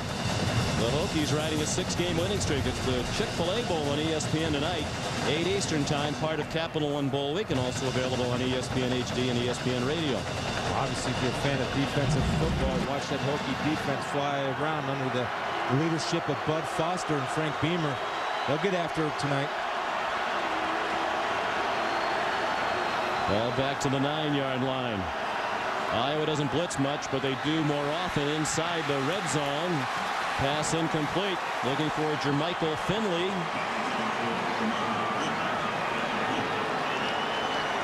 Iowa got away with one there, Sean. The Iowa coaching staff on the sidelines before the play were trying to get a timeout. They didn't like the matchup. Colt McCoy had Linus Swede all over Marcus Pascal. Marcus Pascal is a good run defender and a decent cover guy, but you like to have your corners on your best wide receivers. That was a matchup that Texas liked. Now take a look at Linus Swede matched up on that. Shada down here. This is where they went to the fade last time. They didn't get it. See if they come back to it. 3rd and goal from the 9. Hawkeyes do blitz again in the red zone, and the pass way off target. Intended for Quan Cosby. And the Longhorns will have to settle for a field goal try for Coach Brown. 92-22 in his 9 years as head coach at Texas. It's interesting the formations they've come out in. They haven't come out in much 11 personnel. That's 1 back, 1 tight end. They've been out in 21 personnel. Why? Because they recommitted to the run game during their bowl practice. They want to pound people inside. Ryan Bailey will try a field goal of about 26 yards from the right hash mark. He's a sophomore, 2nd-year walk-on. His first career kick came in mid-October at Nebraska in the final seconds to win the game with a 22-yard field goal, and he still hasn't missed. Now 5 out of 5 as a varsity kicker.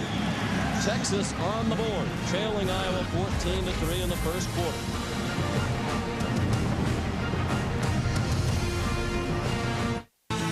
Get ready for kickoff with Boomer and his team of All-Stars on Sunday NFL Countdown, 11 a.m. every Sunday on ESPN. Now, our Capital One Bowl flashback. The 2002 Capital One Bowl turned out to be a lopsided affair as Tennessee opened up an early lead against Michigan.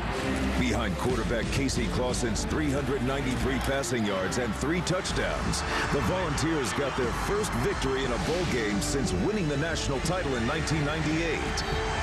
Tune into the Capital One Bowl, New Year's Day on ABC. I was making room for my daughter's swing set. I was playing in the dirt. I was taking the ponies out for a ride. When you hit that 250,000-mile mark, you'll remember exactly where you were in a Ford F-Series. Because with more trucks on the road with 250,000 miles than any other brand, there's nothing tougher. Jared here. Michael Strahan here. Subway Restaurants is known for tasty low-fat subs, like this 6-inch Subway Club. Order a footlong and it's still half the fat of a McDonald's Big Mac. But the real surprise, it's got twice the meat. Fills me up without slowing me down. Less fat. More meat. Less fat. More meat. Less fat. More meat. Less fat. More meat. Less fat. More meat. Less fat. More meat. More meat! The delicious footlong Subway Club. Less than half the fat of a McDonald's Big Mac, but twice the meat. Subway. Eat fresh.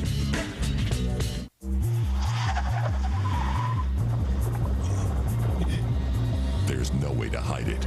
If you drive drunk, we will find you. Cops everywhere are stepping up enforcement and cracking down like never before. Sir, have you been drinking tonight? Sir, have you been drinking this evening? Sir, have you been drinking tonight? Make no mistake, you will get caught and you will be arrested. Over the limit, under arrest. How proud are you? How strong are you? How imposing can you be? The best way to prove yourself is to play in a game like this. USC, Michigan. In the granddaddy of them all, the Rose Bowl game, presented by Citi, New Year's Day. And I know, Chris, you and I are looking forward to being in Pasadena for the granddaddy of them all for ESPN Radio. So if you're driving around in your car, can't get in front of the television set, I hope you'll tune in to ESPN Radio for what should be a great game. That's matched up nice, athlete for athlete. Michael Hart made the commitment to come back for next year. Hunter Lawrence, the true freshman, place kicker with a strong leg, very highly recruited kicker, booms it into the end zone. Down by Anthony Bowman. Here's Rob Stone. Well, Sean, we talked about that new attitude and energy of Iowa. Well, it starts from up top. Head coach Kirk Ferentz, after their opening touchdown, went right over to this dry erase board, was sitting on his heels, had a headset on, talking to nobody, but just scribbling up plays like he was working in the sandlot. Ton of energy from him and Drew Tate here on the sideline. Two things, though, to keep your guys' eyes out for. Fullback Tom Bush, right shoulder, injured it on that opening touchdown. And also Albert Young, their star running back, receiving some stretching help behind the sidelines for either his left hamstring or his right groin. Keep an eye on those two guys. All right, it is Damian Sims in at tailback for Young. He takes the delayed handoff from Tate and gets two, tackled by Roy Miller with help from Scott Derry. When we spoke with the Iowa players yesterday, Drew Tate said Kirk Ferentz has been more involved in practices, in every aspect of practice, than he's ever been during Tate's entire career at Iowa. He said usually he's with the offensive line and he'll participate in other parts, but he has been very hands-on in offense and defense. And we asked Kirk about it. He said, hey, we're very disappointed with the way the season's gone. In many ways, we're embarrassed. We need to get proactive to turn this around, and they have so far today. It's good recognition by Drew Tate right there, not panicking, recognizing blitz. There's Damian Sims. No gain. Roy Miller again, the defensive tackle. Iowa picked to finish third in the Big Ten preseason poll behind Ohio State and Michigan. Started very well, 5-1. They only lost to Ohio State. But then they went to Indiana, lost by 3, and that seemed to send them into a tailspin. They finished the year 1-5, including 3 straight losses to close out the regular season. The Northwestern, Wisconsin, and Minnesota. As a result, they finished 2-6 in the Big Ten, their worst conference mark since Kirk Ferentz's first year. Coach Ferentz said, we didn't even show up against Northwestern and Minnesota. You know, Sean, an interesting point you brought up with Coach Ferentz. And coaches evaluate their coaches, their players, but they also evaluate themselves. And what that tells me, what Rob reported, is he's getting more involved, saying he didn't do a good enough job, first and foremost, and he's standing up and taking responsibility and holding himself accountable for the 6-6 season. I've never heard an Iowa coach or players talk about concerns about effort, but The coaches and the players all openly speak about what has been at least perceived by them to be a lack of intensity from time to time during the year. There's a problem with the play clock. Apparently it's resolved, and now 3rd down and 8 for Tate and the Hawkeyes. Champ Davis, a fullback, the lone back, inching closer to hear what Tate has to say. Deafening noise inside this dome. Tate fired a bullet, incomplete for Tony Moyaki, and then he got leveled. Aaron Ross, Robert Killebrew there. It was Ross who delivered the big hit. That's it. Aaron Ross needs to make a play like that to get back involved in the ball game. Right here's a strike to Moyaki. It would have been a great catch, but one that Moyaki can make, has made, and needs to make. And Aaron Ross does a good job of breaking and seeing the quarterback on the ball and delivering a good shot. He needs to get involved in the ball game. He's back for the punt return right now. And one of the best punt return men in the nation, has 3 career punt returns for touchdowns. That's a Texas record. Andy Fenstermaker is the punter. 2nd year as the starting punter. They came after him, and he just did get it off, and it's a beauty. Ross with a fair catch near the 30-yard line. A 49-yard punt by the senior Fenstermaker. Only 12 of his 52 punts this year now have been returned. He does a good job hanging them up high.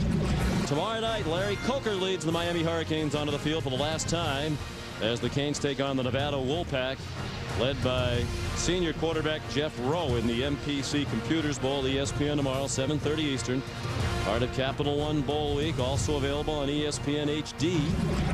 Miami trying to avoid a losing season, something they haven't had since 1997. Of course, defensive coordinator Randy Shannon, now the head coach. 2 head coaches in that ball game for Miami. I think Larry Coker is one of the great gentlemen in college football, but usually when you make the coaching change, you make the change. McCoy going deep, looking for Limas Swede, and Charles Godfrey had the coverage.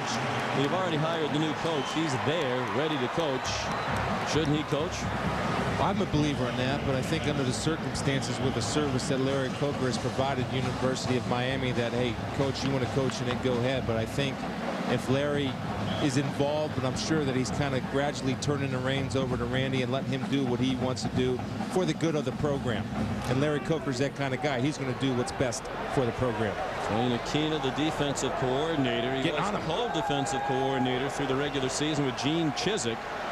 Chizik left to become the head coach at Iowa State at the end of the regular season. So Aquina calling the defenses today, and for the first time during his time at Texas.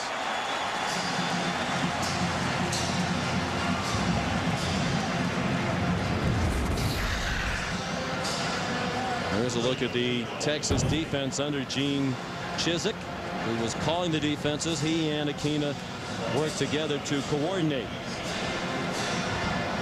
Sergio Kindle, the last ball carrier for Texas.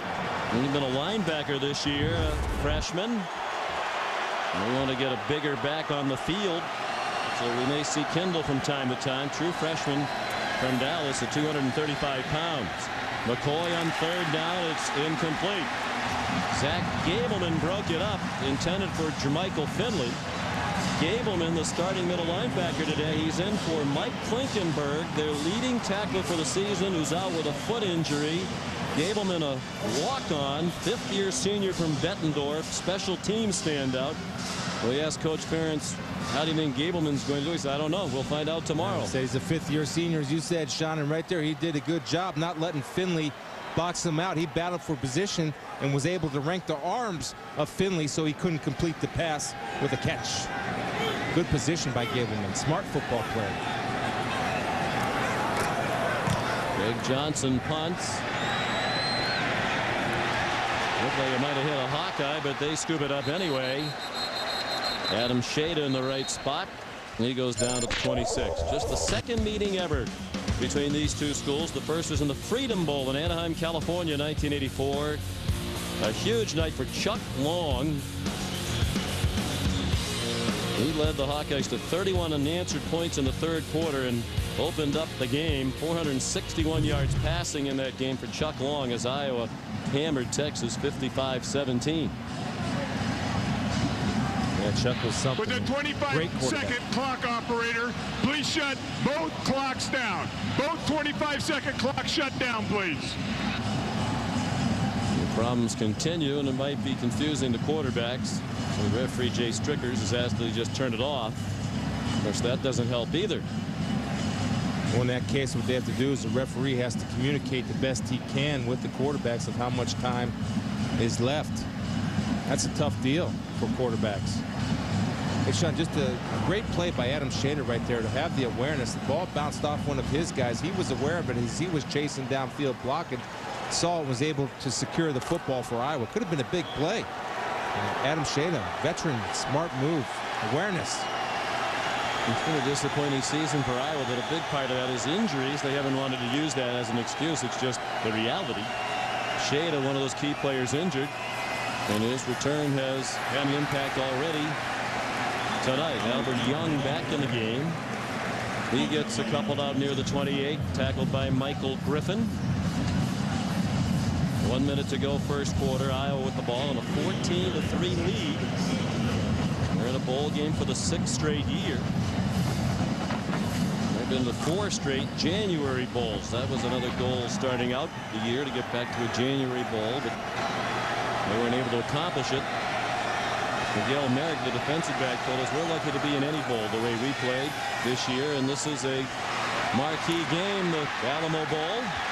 Andy Brodell the catch, ridden out of bounds by Aaron Ross, but it's a first down for Iowa after a 10-yard pickup. Well, Coach Ferentz and Coach O'Keefe up in the box are sitting there saying, now wait a second. I'm looking at these All-American corner, and they're going to play soft, and they're playing zone coverage because they've been hurt against the run. We're just going to exploit that. It's just pitch and catch between Tate and Brodell, and Brodell's catching it, and he's having the ability to turn upfield. Ross is getting a slow break on the ball, allowing Brodell to get after yards without hitting him before he can turn upfield. Dwayne Akina calling the defenses. He's not done that since the 90s when he was at the University of Arizona under Dick Tomey. Albert Young on first down gets near the 41.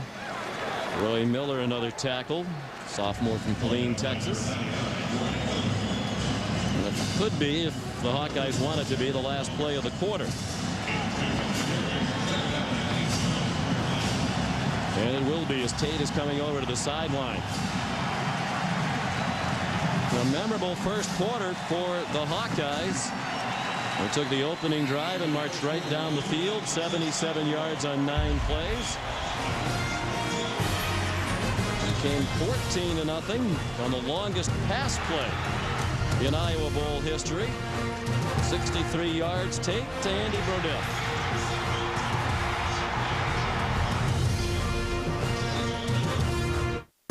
The Outback Bowl, New Year's Day at 11 on ESPN. Does a promise come with an expiration date? Is it good for a month, a year, or decades from now? At New York Life, we make promises that have no expiration date. Promises that are built on the timeless values of financial strength, integrity, and humanity. Promises that we live by. So no matter how the world changes around you, New York Life is the company you keep. 13 plays narrowed to 4, and now fans will decide which school wins the Pontiac Game-Changing Performance of the Year. Eric Wilbur to kick to Dunn. Look out! And they got him! Loose ball! Touchdown, Auburn!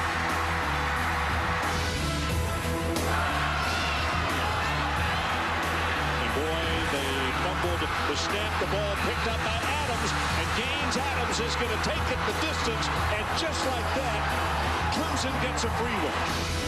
This is the game right here. They've got to go in. They hand off up the middle, and Iowa holds them and wins. Iowa with a great goal line defense wins it 20-13 in the second overtime. Go to Pontiac.com/NCAA to vote for the play that had the biggest impact this season. The school receiving the most votes by January 4th will earn a $100,000 scholarship from Pontiac for the Pontiac Game-Changing Performance of the Year. Here's to men, to guys who want to spend more time having fun and less time in the men's room. And here's to Flomax. It's approved to treat male urinary symptoms due to BPH, also called an enlarged prostate. In 1 week, Flomax may help symptoms like frequently waking up at night to go, going often, going urgently, weak stream. Ask your doctor if symptoms are from BPH, not prostate cancer. Common side effects of Flomax are runny nose, dizziness, and decrease in semen. Upon standing, a sudden decrease in blood pressure may occur, rarely resulting in fainting. So when starting Flomax, avoid situations where injury could result. To learn more, call 866-4FLOMAX. Ask your doctor. Flomax could make a difference in 1 week. The best in German engineering. Braun 360 Complete, the world's first electric shaver with the expertise of Gillette blade technology. For Braun's closest, most comfortable shave ever, it even cleans and renews itself. Braun. Precision, control, perfection. Sean McDonough with Chris Spielman and Rob Stone back at the Alamo Bowl, the 14th edition. Sellout crowd in the Alamo Dome. A lot of these Texas fans or folks who can't get season tickets. As soon as it was announced Texas was playing in this game, they sold 28,000 tickets in a matter of hours. On 2nd and 8 for Iowa, leading 14-3 as the second quarter begins. It's Albert Young, collared by Scott Derry for a loss of a yard. As we look at this afternoon's game track presented by New York Life, Albert Young, his longest run of the season, inside the 1 to set up his touchdown plunge. That was the first score of the football game. And then Iowa with some history, a 63-yard touchdown pass. Drew Tate to Andy Brodell, the longest touchdown pass in Iowa Bowl history. This is their 22nd bowl game in school history. 3rd down and 9. Play clock is still off here in the stadium. Longhorns showing blitz. Tate, incomplete. Got his signals crossed with Trey Strauss, the wide receiver. Strauss got tangled up with Aaron Ross. The ball was way over their heads, and Iowa will punt. And here's the rule normally. Now, I don't know Iowa's rule, but I know the general rule. When you have press coverage like that and the quarterback's coming to you, you run the fade. You run the fade. You don't run the hitchback. Now, if the quarterback or the cornerback is playing off, then you run the stop route. If he's playing press, you run the fade. That's what Drew read. Trey didn't read that. And Ross back for the punt from Andy Fenstermaker.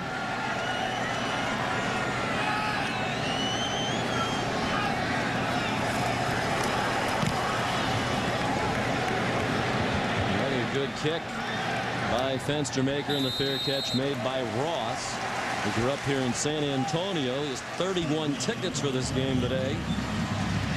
Fair catch at the 15, a 45-yard punt. Colt McCoy brings the Longhorn offense back onto the field. Great feature about Colt this morning on College Game Day by Steve Cyphers, telling the story about he and his dad. Now, last spring, they helped save the life of a neighbor along a lake in West Texas. The gentleman was having seizures. Colt and his dad swam across the lake to help rescue the gentleman and also help the EMTs who were arriving on the scene find Ken Harrington, who was alive today and earlier attended a Texas game in Austin this season.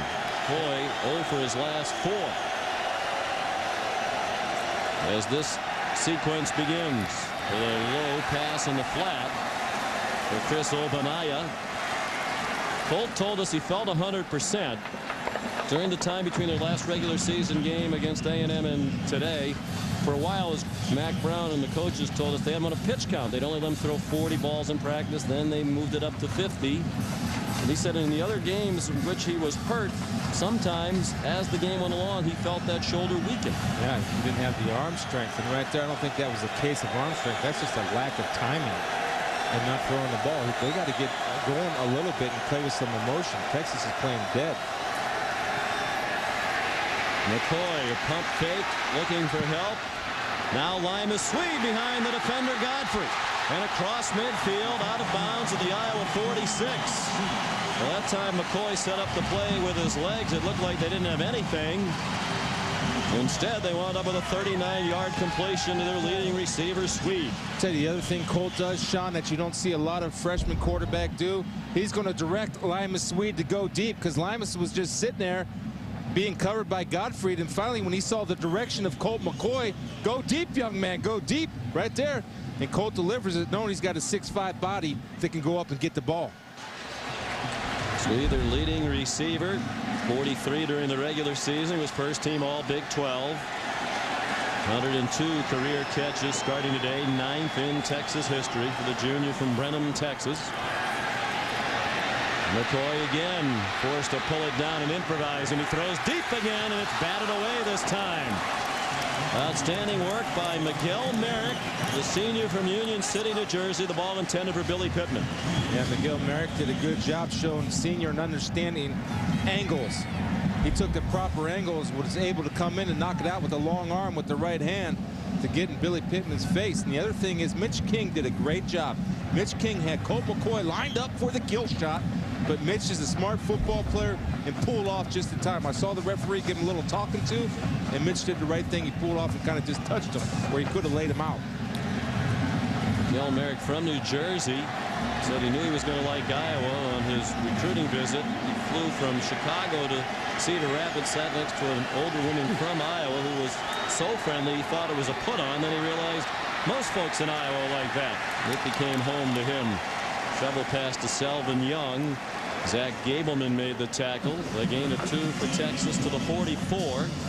They're looking at 3rd down and 8, 2 minutes into the second quarter, trailing 14-3. Yeah, we were surprised, Sean. We said that maybe Kirk Ferentz planted that little old lady on the plane to make nice with Miguel to get him to come to Iowa, but he was impressed with the Midwest politeness. What's up, Billy? Texas scuffling here early. They're coming off back-to-back losses for the first time in 87 games. Lost at Kansas State, then lost at home in the season finale to A&M. There's a first down. The ball comes out, however, and it's ruled incomplete. Jordan Shipley couldn't hang on. Miguel Merrick involved in knocking the ball out. Miguel Merrick, again, understanding the angles. And you can see that he never had possession of the ball. Miguel Merrick makes sure he dislodged the ball. Good job tackling and running through the ball carrier, making sure the ball comes out. Shipley's got to make a play for Colt because his lineman stood up there, held the Iowa defensive pass rushers out, have an opportunity to make a play. Make it. 3rd punt for Greg Johnson, senior from Lilburn, Georgia, in the Atlanta area. Raised in a soccer family, didn't kick a football until he was in high school. He just did get it off with a Webema right near his foot. Excellent bounce for Texas inside the 5 and out of bounds near the 2-yard line.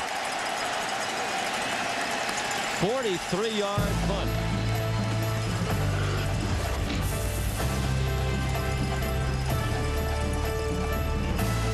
The final days of the Pontiac Red Tag event is the time to find Pontiacs designed with power, impressive fuel economy, and the best coverage in America.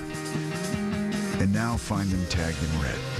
And the price on that tag is the price you pay. The Pontiac Red Tag event. Your last chance to get the best factory to dealer incentives of the year, but only until January 2nd. See some red, save some green. It's the time of the season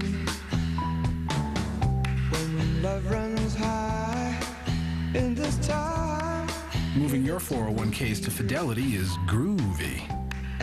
Our retirement specialists make it so easy, they'll even do most of the paperwork. You dig? Call 1-800-FIDELITY. Smart move.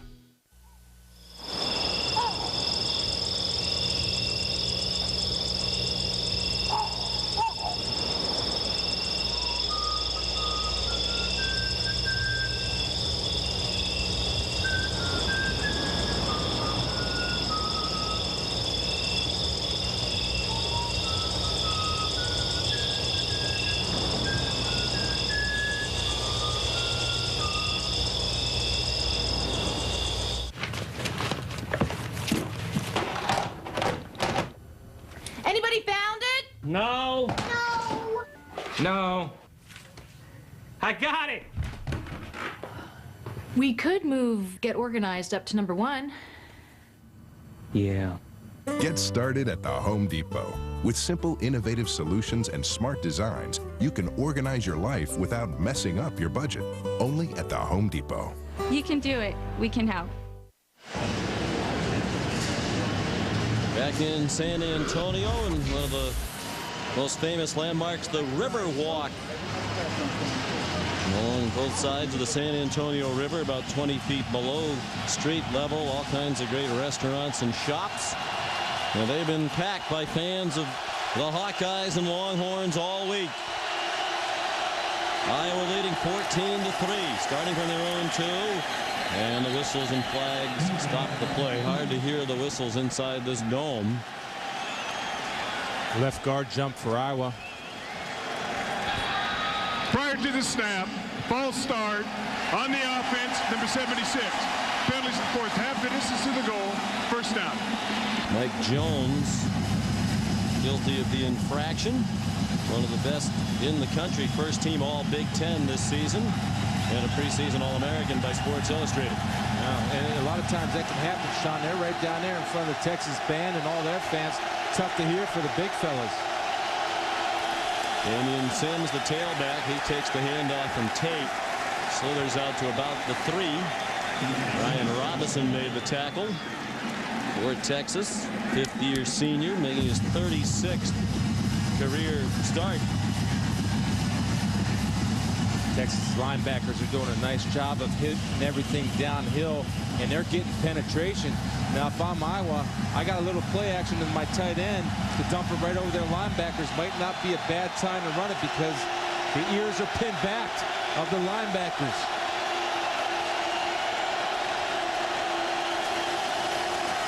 Sims, nice cutback to find the hole. He's out to the 8. Sims, a junior from Boynton Beach, Florida, tackled by Tim Crowder. Sims, primarily a backup to Albert Young. He started the middle of the year when Albert had the knee injuries, and he says Albert has been a great influence on him, like a brother to him during their time together at Iowa.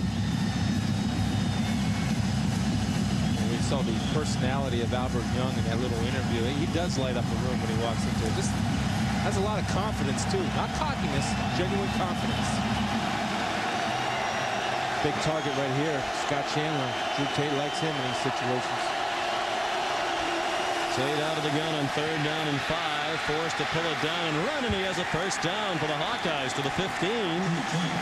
Roy Miller made the stop, but it's a 7-yard gain for Tate. He was a prolific high school quarterback in this state. At Baytown Lee, threw for over 12,000 yards during his high school career, 12,180 to be precise, and 113 touchdown passes while coached by his stepfather, Dick Olin. Sean, you get the mission. You get the sense that Drew Tate's on a mission tonight. Absolutely, I do. I think he's just focused, ready to roll. So this season has been the most disappointing for him because of the injury. Just hasn't been able to play at his best. Damian Sims, tackled by Rashad Bobineau. Despite the disappointing year, he's still second in most of the major passing categories at Iowa behind Chuck Long. 2 seasons ago, Chris, he was the first team All Big Ten quarterback. He led them to that dramatic win in the bowl game against LSU. Now, when we visited him yesterday, he said, I don't even think I'll be drafted in the NFL. I'm not a draft prototype in terms of size. He said, I think I'll get a chance in somebody's camp, but I do not expect to be drafted. Well, here, I was completely blown away by that, because what I know of Drew Tate is the one thing is he has a lot of confidence in his ability. Rashad Bobineau, who made the tackle, the middle linebacker, and really the quarterback of their defense, injured for Texas. Wayne Aquina says he's the one who takes the information and relays it to everybody else on the defense, much as Michael Huff did last year from the secondary for the Longhorns. Jared Norton, a true freshman, will take his spot. And as you said, Sean, Bobineau is the quarterback out there, lining the people up and making sure the defensive line are going in the right direction. Losing that can hamper their defense mentally. Let's go back to Drew Tate. I've known Drew for a couple years now. For him to say, I don't think I'll be drafted, was a little bit surprising to me, and I think it's a sign of maturity, too, because he has been humbled this year because of the early success, and he didn't have a lot of success this year. I think he's coming out proving the point to everybody, including himself tonight, the way he's playing.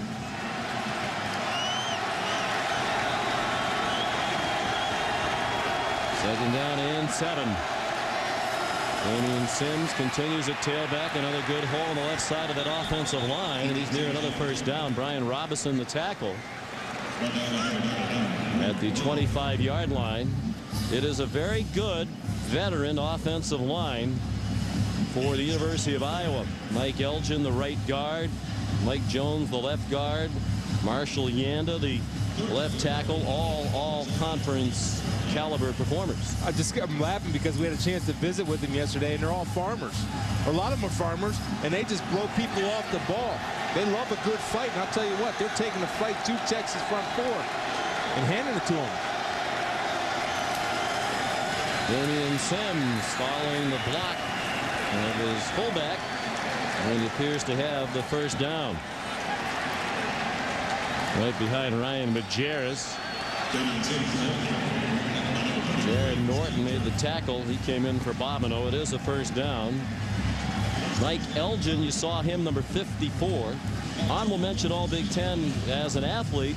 And in the classroom, a first-team academic All-American in mechanical engineering with a 3.9 grade point average. The faculty in the College of Engineering asked him to give the commencement address as he graduated on December 16th. And Kirk Ferentz said he did a terrific job. Sims, the ball carrier. Frank Ocam tripped him up. So he asked Elgin yesterday, what you talk about in your speech? He said, really, a lot of the things that Coach Ferentz taught me. The importance of preparation, of teamwork. And he is a most impressive young man. Yeah, absolutely. He's a darn good football player right there. Doing a good job of cutting off the backside pursuit on Marcus Griffin doing his job. And, you know, you talk about small towns. He comes from a town in Bankston, Iowa, 42. We thought he'd been like 42,000 or 4,200. No, 42. From 160 acre farm, a little bit west of Dubuque. Said his high school was the combined high school for about 10 different towns. The quick hitter to Andy Brodell. Boy, can he run after the catch. All the way to the 33-yard line of Texas.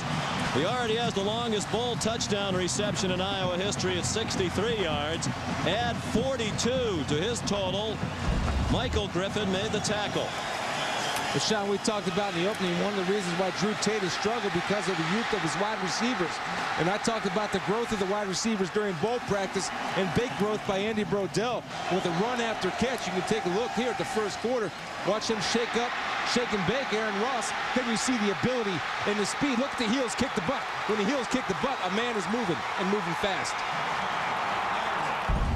3 catches, 115 yards receiving for Brodell. Robert Killebrew is injured for Texas. They already lost Bobineau a moment ago, one of their starting linebackers. Killebrew is another.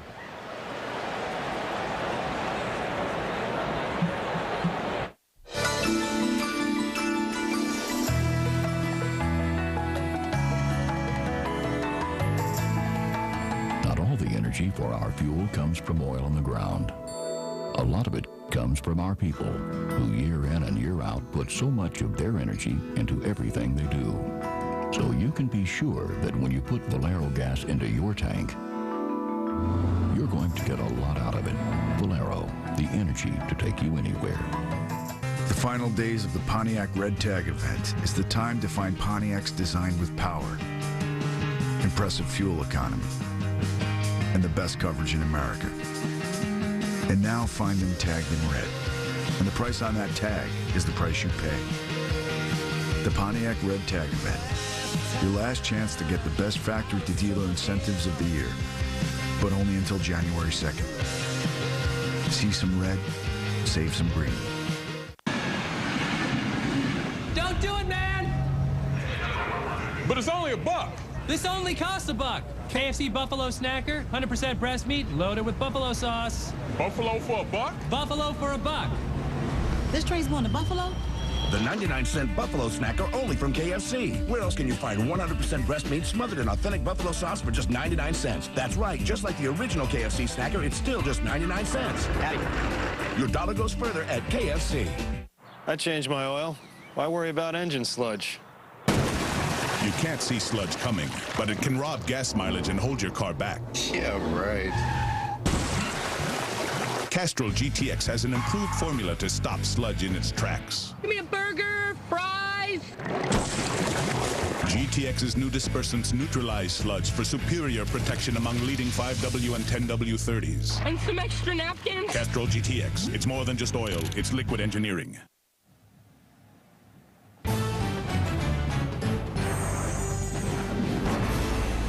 ESPN College Football, the Alamo Bowl, is brought to you by Pontiac. Vote for the Pontiac Game-Changing Performance of the Year at ESPN.com, keyword Pontiac. A $100,000 scholarship is on the line. And ESPN Game Plan. Buy your bowl game package on ESPN.com's Game Plan online and catch over 20 bowl games live and on demand.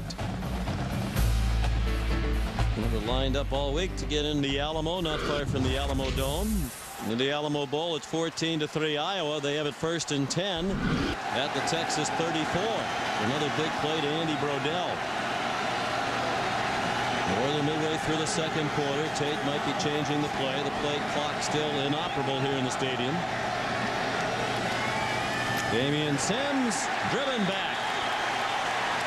We'll give him forward progress to the 35, but still a loss of 2. Frank Ocam in the middle of that defensive line, making his 26th career start today. Honorable mention all Big 12 this season with the big play.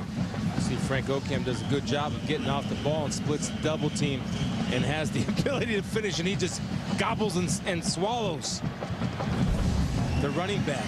That's good penetration by Ocam. Nobody touched him, though. Looked like a miscommunication on the line between Eubanks and Jones. Sims remains the featured back. Apparently Young still bothered by that leg injury that Rob Stone talked about. Looked like Tate was trying to set up a screen. He gets it off. It hit one of his linemen, and it's incomplete. It struck Marshall Yonda, and as a result, there are flags down. Ryan Arakpo put the pressure on Tate. I believe Marshall Yanda, he thought maybe Drew is throwing me a ball. After all, I'm a senior out here. Let me get a run. I don't think he was the intended receiver on this play. It was a screen, but not to him.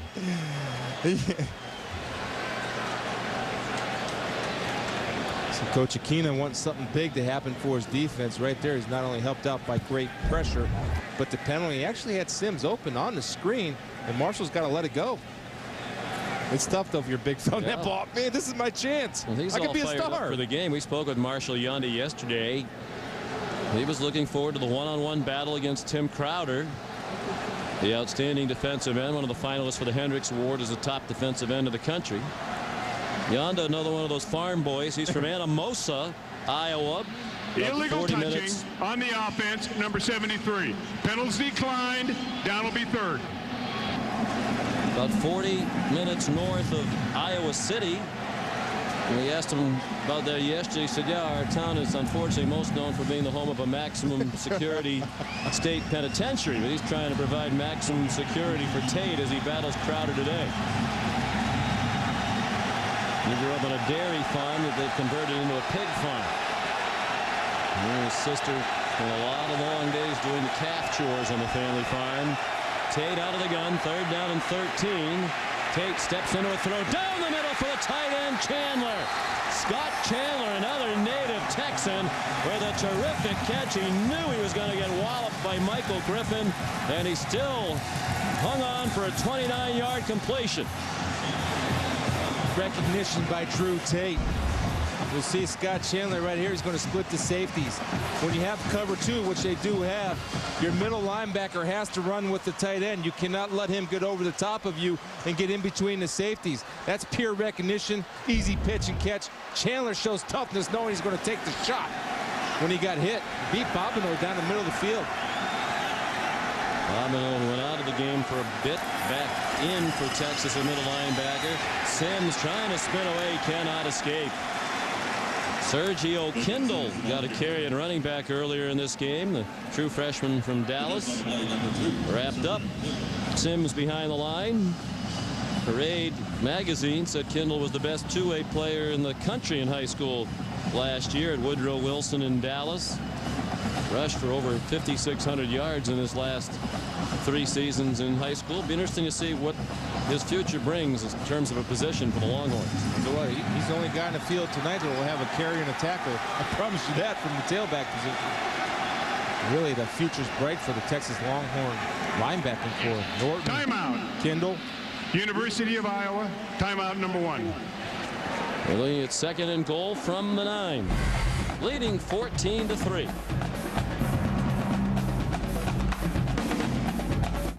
NCAA fans are now being rewarded with $100,000 in scholarships from Pontiac, the official performance machines of the NCAA. Go to any Pontiac dealer and ask for a scholarship certificate with a unique code. Enter your code at Pontiac.com/scholarship for your chance to win a $50,000 scholarship. Plus, you could instantly win one of 10 $5,000 scholarships, all to help you or your family pay for school. But only if you get to a Pontiac dealer by January 2nd.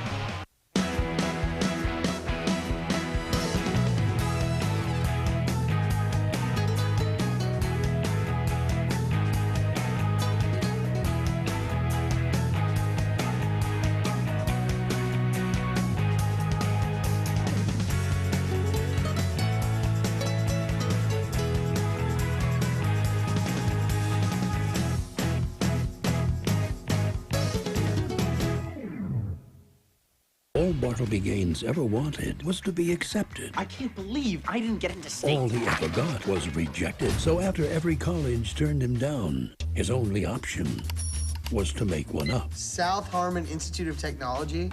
All our lives we've been told what to learn. At South Harmon, the students are the teachers. There are no tests, required reading, or any of that nonsense. Whatever the students say they want to learn. Universal Pictures presents a whole new school of thought. Accepted. Homeowners need cash? You need to know about the no closing cost home equity line of credit from Countrywide.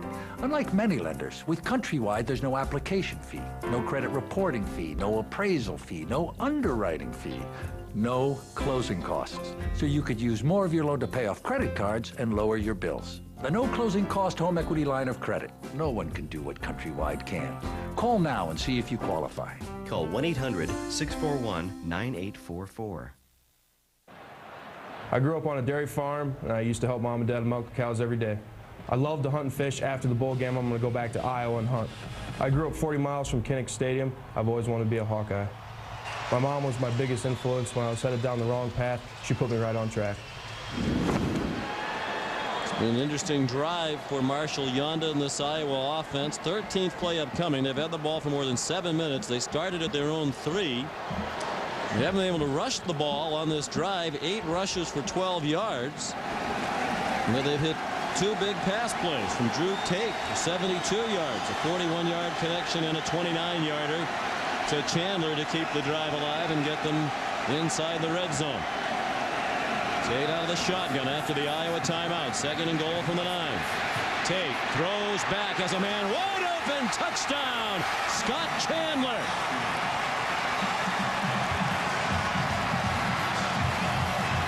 Flag down back at the 10-yard line. And it will come back. They had an ineligible man downfield. And the Hawkeyes just now see the flag.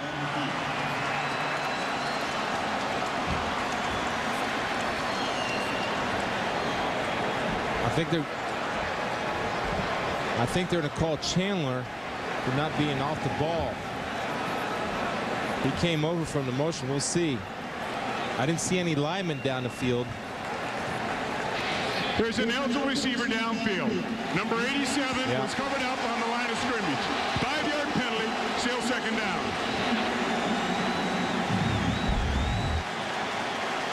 It's right here, Scott Chandler. And he said he was covered up on the line of scrimmage, and so he's ineligible by result of how he lined up. It was a great throwback play, and that's just a mental error on his part where he has to get back off the ball and not cover up the line. Well, they could see the same replay you saw on the video board here, and Kirk Ferentz didn't think that should have been a penalty. He is all over the Pac-10 officials. There's the fire in Kirk, too. And, Sean, that's something that he wants, and he's brought that back to his game. Ball back to the 15-yard line. That is a big call. Ken O'Keefe, the offensive coordinator, said it's been the little things all year. Stupid penalties, some big things as well, like turnovers. Tape for Chandler again, and it is intercepted. So the little thing becomes the big mistake. On the very next play after the penalty, controversial call, Aaron Ross, the best defensive back in the country, according to the Jim Thorpe committee, with the interception, and the ball goes back to Texas. Well, Aaron Ross does a great job of coming off his man, Anthony Bowman, in the two deep coverage, showing why he is, Sean, as you mentioned, the Thorpe Award winner, going up at the highest point, does a good job of coming off his man to help the safety Griffin and making a great catch with his hands and not his body. Not a way to make a big play there, senior. 6th interception of the year for Ross, the senior. 10th career interception. Wayne Aquino said he came here as an athletic cover man. Now he is a defensive back. Physical, disciplined. McCoy gets away from Iwebama.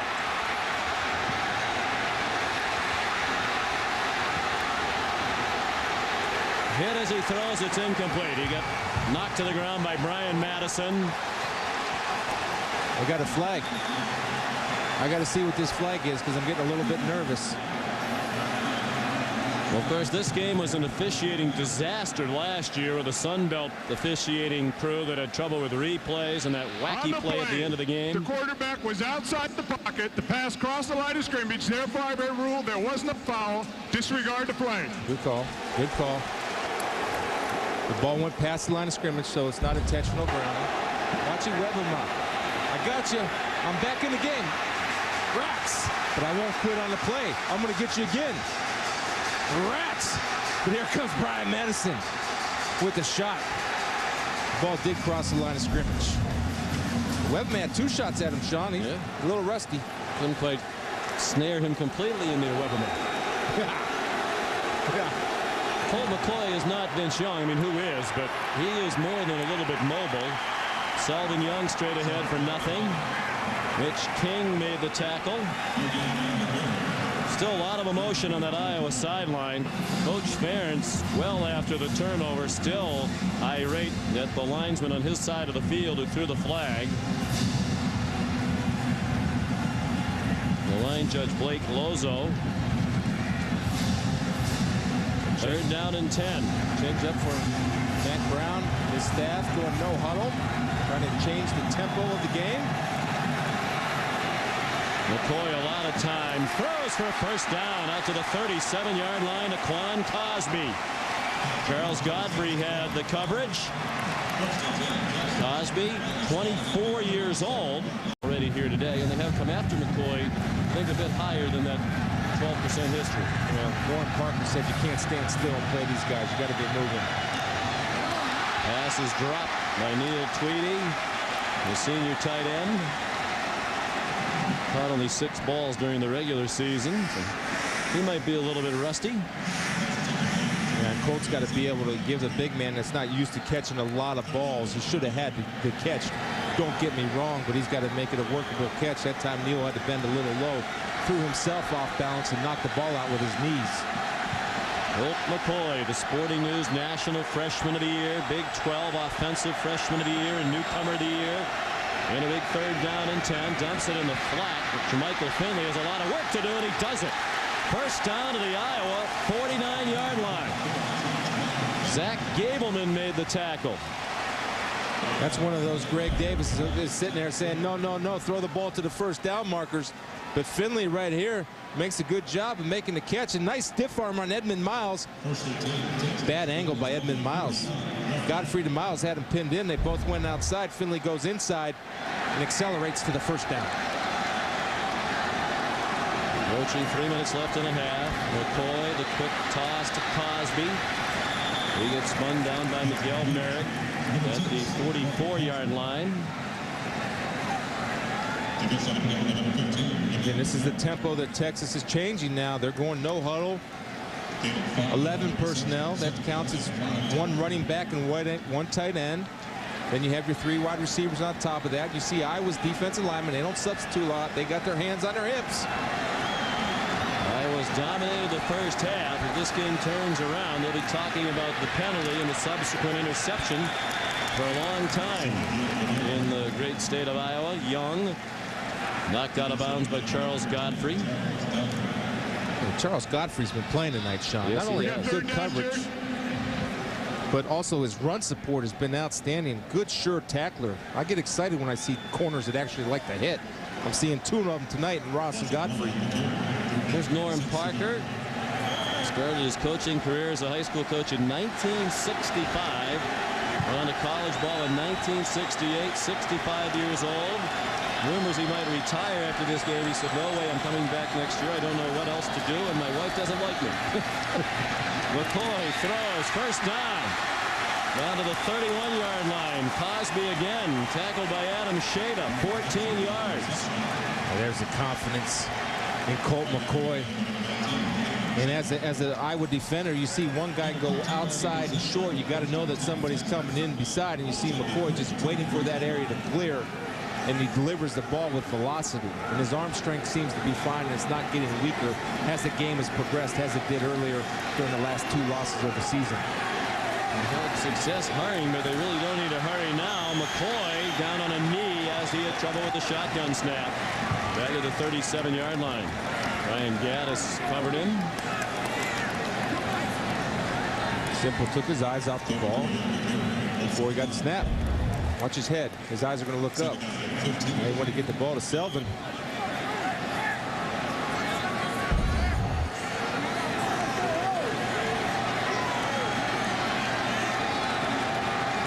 Ball back at the 37-yard line.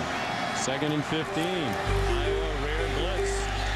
And Texas connects. Sweet at his knee down upon the reception at the 26-yard line.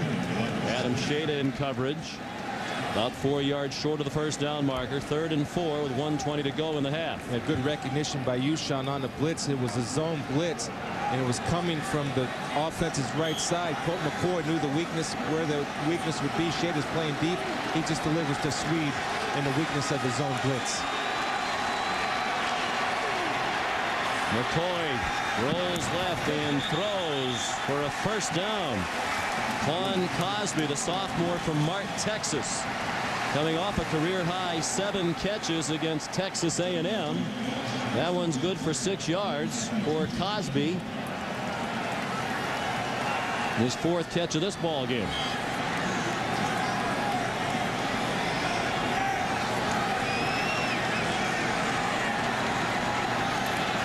McCoy looking for Swede in a one-on-one. Touchdown, Texas.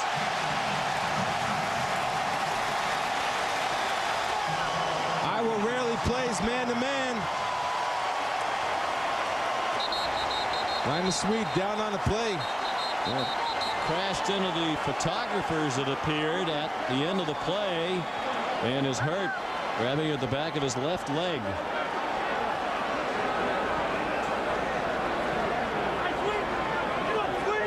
You know, there's a reason why Norm Parker doesn't play a lot of man-to-man. It's tough duty for Charles Godfrey at 6 foot to match up against 6'5" Lyman Swede.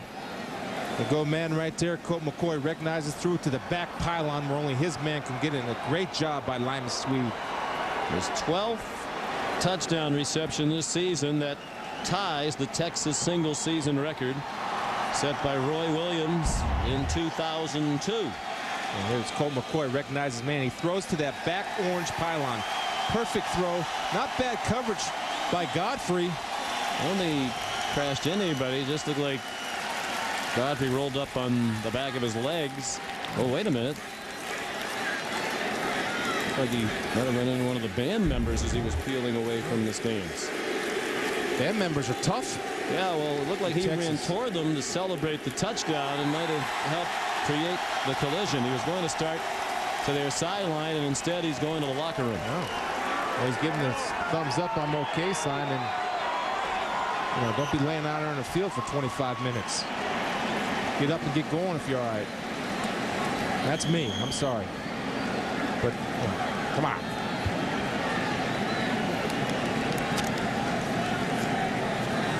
Alrighty then. Let's play ball. Ryan Bailey to take the extra point. Bailey, a Dean's List student in advertising. And the extra point good. Well, what a turn of events. It looked like Iowa was about to go up 21-3. Instead, they turn it over, and all of a sudden it's 14-10 after an 80-yard drive by Texas. What's so remarkable about the University of Iowa? 17 programs ranked in the top 10 nationally, has the state's largest library system, offers over 100 areas of study, a 14-to-1 student-to-faculty ratio, a leader in promoting diversity, ranked as one of the best education values in the nation, operates one of America's best hospitals, a leading research university that was 16th in the nation for federal research funds, trains 50% of Iowa's doctors and 78% of Iowa's dentists. That's the world's first. And that's just the beginning. The University of Iowa. Be remarkable.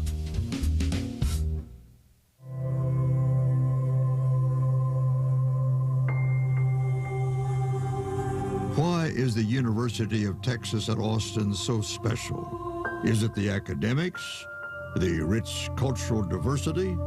Is it the open minds and curious thinkers that inspire self-discovery? Yes. We're Texas. What starts here changes the world. I'm Reese Davis. Coming up on the Smith-Barney Halftime Report, Boston College and Navy going right down to the end, and a walk-on hero does it for the Eagles. We'll show you how it unfolded. Also check in on the Chick-fil-A Bowl, which comes up later on tonight. A couple of defenses that never rest. And the Generals' quest for number 880 might be delayed a little bit longer than expected. Lou Holtz and Mark May will join me in just a few seconds for the Smith-Barney Halftime Report. Sean. All right, Greece, already an exciting day of college football. Congratulations to Frank Spaziani. A terrific job as the interim coach at Boston College. A great win for him and those kids. Well, to me, he would have been a great choice as the head coach at Boston College. I don't understand the choice they made. Good luck to Jeff Jagosinski. Leonard Lawrence, the kickoff, and Anthony Bowman will run it back for Iowa. Either go into the woods or stay out of the wood, Anthony. Don't do both. Anthony hesitated down there at the goal line, which allowed the Texas defenders to come down there and swallow him up right around the 11-yard line. He's got to make a decision. Led by Lamar Houston on the kickoff coverage for Texas. And you would think, given the late momentum turn here, Drew Tate and the Hawkeyes would be content with this field position just to get into the locker room with the lead. And they line up in a take-a-knee formation. Friends, you can help decide the Pontiac game-changing performance of the year. Vote at ESPN.com. Search Pontiac. Determine which school will win the $100,000 General Scholarship Fund contribution, courtesy of Pontiac. Iowa among the teams nominated.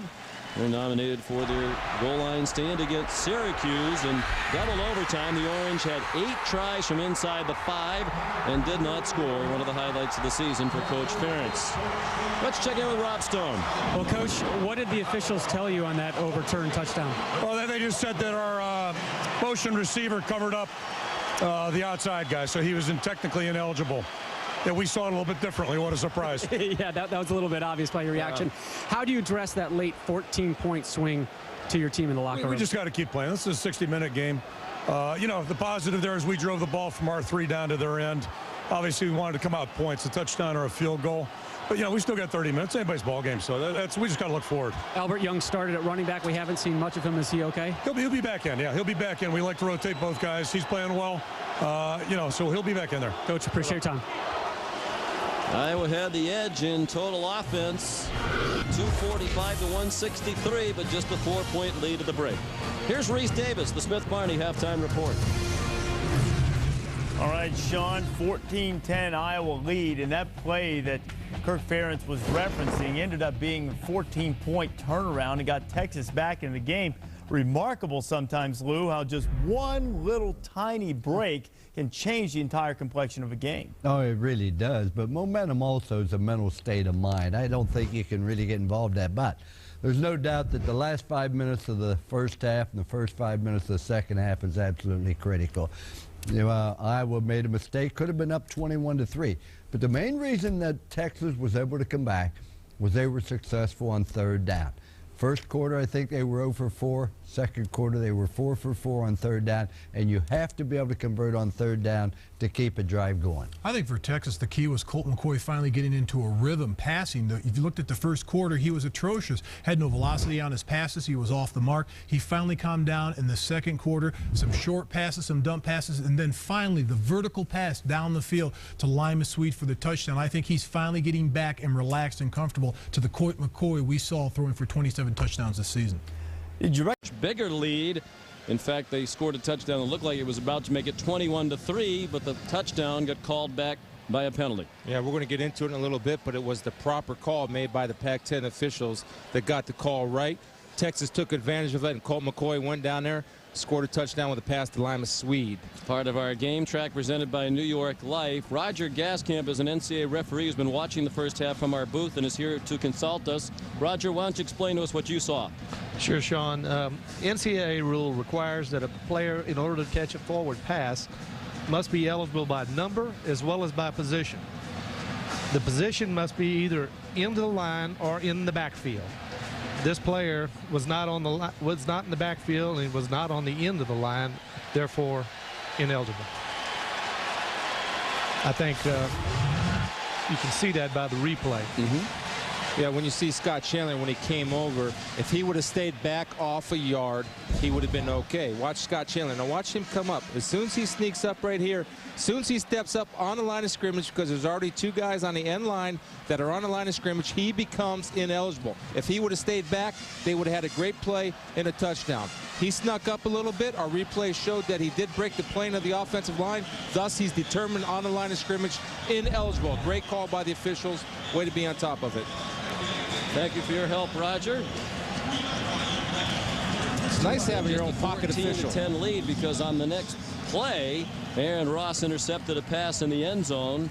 Texas took over, down only 14-3, and marched the length of the field to score on a touchdown pass to Lima Swede. That made it 14-10 at the break, and the Longhorns, hoping to continue that momentum, will receive the opening kickoff of the second half from Kyle Schlicker. Let's see how they come out, Sean, offensively. Remember, they started out with 21 personnel in the first quarter. Then they went to 11 personnel. One back, one tight, three wide. Spread Iowa out, was able to move the football with Colt McCoy slinging a rock. Juan Cosby is a factor in special teams and in the receiving game on a tough run to the 26. A moment ago, Rob Stone spoke with Mac Brown. Coach, offensively speaking, what was different between the first and second quarters for you? Well, I thought we spread them out a little bit. They probably thought Colt was hurt and would not be able to throw the ball, so they wadded it up. We didn't get our running game going, so we spread it out and went some no-huddle offense to get him going. Thank goodness he did. How do you utilize that late 14-point swing in your favor here in the second half? Well, we've got to go right back and do the same thing again. We were playing hard on defense, but Drew Tate is a really good football player, and we missed 2 third-down blitzes. He had the long play on the quick out, and other than that, we played well, so we just got to play with confidence, Rob. Thanks, Coach, and good news. Lima Swede, just a cramp of that hamstring. He'll be good to go. He was not on the field for that first play from scrimmage of the half. Jermichael Finley, the tight end, the catch. 5-yard gain on the play across the 30-yard line. He's a good-looking redshirt freshman, Sean, a big tight end, and shows a lot of rack ability, run after catch once he gets his hands on the ball. Swede standing with his helmet on the sideline. Not on the field for this play either. There's Finley again, who statistically had the best season ever by a Texas tight end in the regular season with 23 catches and 3 touchdowns, all best ever among UT freshman tight ends, and they've had some good ones. At 6'5", 220, can stretch the field. I tell you, Colt McCoy likes them. They came in together. 3rd down and 1. McCoy out of the shotgun with the instructions for the center Lyle send line, and then the signals to the receivers out to the left. Play clock is still inoperable. That was the case for much of the first half. Billy Pittman the catch and the first down. Out to the 44-yard line, shoved out by Miguel Merrick. 9-yard pickup. Just the growth of McCoy bringing over Selvin Young for the rollout pass, and he brought Selvin Young from the right to his left to give him an extra protector. Colt McCoy just rose behind Selvin Young, delivers the outcut to Pittman, thrown across his body. Brown said at the half they went to the no huddle to hurry up and park to get Colt McCoy into a rhythm, and it worked at the end of the half, and it's carrying over into the second half. Billy Pittman the catch. Marcus Pascal the coverage. 24 yards on the gain, and again Texas moves to the line quickly. Well, again, it's just recognition, hitting the seam route, the weakness of the defense, throwing a skinny post, and against the cover two, you have no linebacker in the middle of the field. It's just easy pickings for Colt McCoy and Billy Pittman. Even at back-to-back big games near the end of the regular season. 7 catches against Oklahoma State, then 102 yards receiving their loss at Kansas State. Selvin Young taken down by Zach Gableman. The fill-in for Mike Klinkenberg, the leading tackler for Iowa, middle linebacker who couldn't play today because of a foot injury. Klinkenberg, their leading tackler, with 36 more than anybody else, but Gableman's done well filling in. It's a nice little X-blitz by Norm Parker. Nobody picks up Gableman. Is able to take Selvin Young in the backfield. That 12% blitzing, that went out the window for this game. Percentage is a lot higher. McCoy throws. It is caught by Nate Jones. His first catch. Adam Shada had the coverage. Just the 13th catch of the year for the junior from Texarkana, Texas. They're deep at wide receiver. Greg Davis, the offensive coordinator, says we have 5 receivers we consider to be starters. They're interchangeable. 9 yards on that play.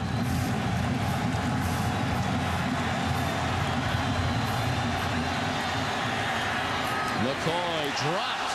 They would have had a first down. Billy Pittman couldn't hang on. Talk about the rhythm, Sean, and you're right. You see Colt McCoy, even though that was dropped, started at the end of the first half with the rhythm and started his half with rhythm. Billy Pittman, use your hands. Don't let it get inside your pads, young man. Easy first down. Drive killer. Pittman was a prolific quarterback in high school from Cameron, Texas. Threw for over 7,000 yards. Now a field goal try. Ryan Bailey for his career is 5 for 5, but his long is 26. The field goal he's made today. This would be by far the longest of his career. Plenty of leg, and it is good. So the second-year walk on Ryan Bailey remains perfect, and Texas is within 1.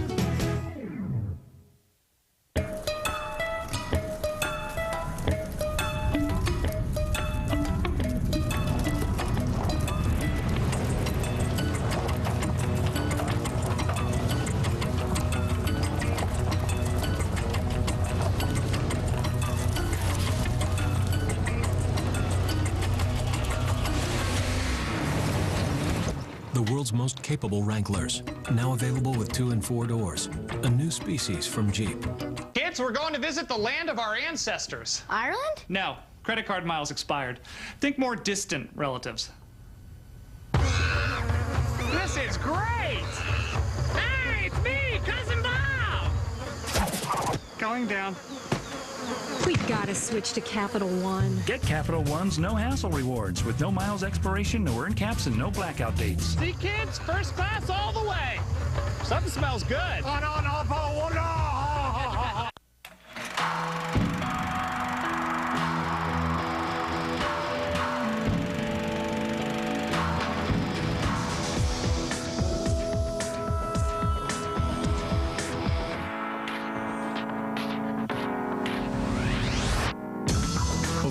100 years, millions of NCAA student athletes have gone pro in something other than sports.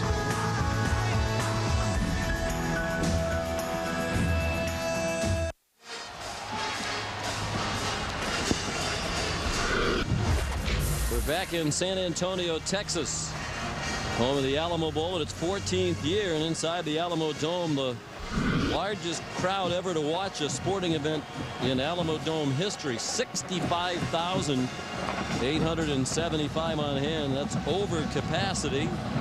Bob Cohen, the Alamo Bowl chairman, said this was the highest demand ever for tickets in the history of this game. Third sellout here in the last 5 years of the Alamo Bowl. Anthony Bowman running back the kickoff from Hunter Lawrence.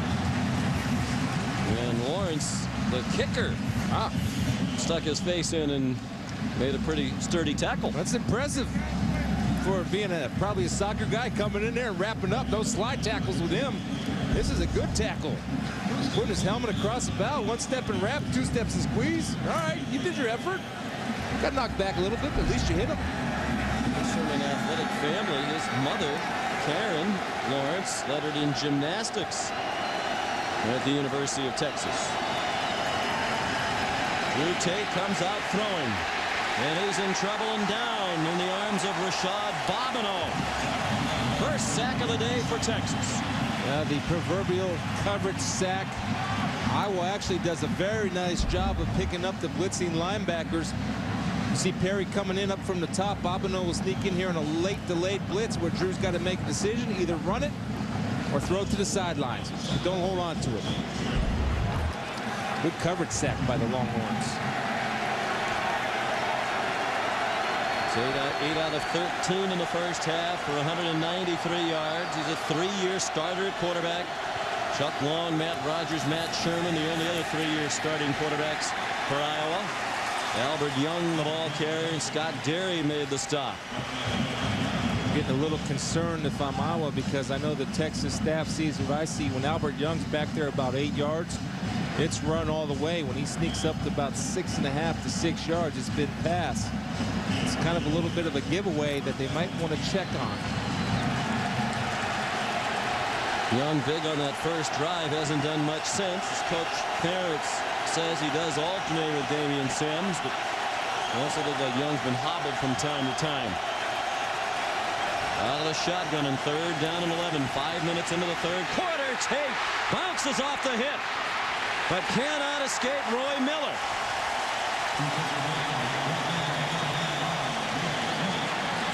Roy Miller's had a huge game for Texas. The true sophomore played in this building in the 2005 high school U.S. Army All-American Bowl. You got a late flag. You had Bowman and Terrell Brown out there scuffling it up. You got to control your emotions. The only thing you do is hurt your team.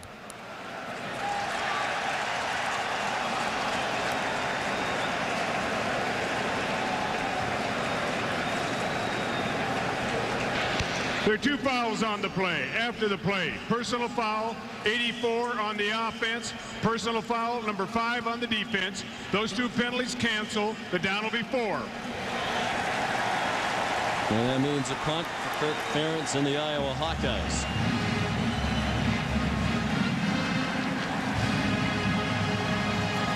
Fenstermaker with 2 good punts in the first half.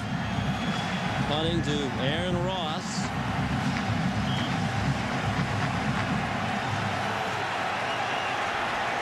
Ross's girlfriend of 3 years is the great track star Sanya Richards. #1 in the world in the quarter mile and the 200 meters, and he muffed the punt. Looked like Iowa recovered at the 34-yard line.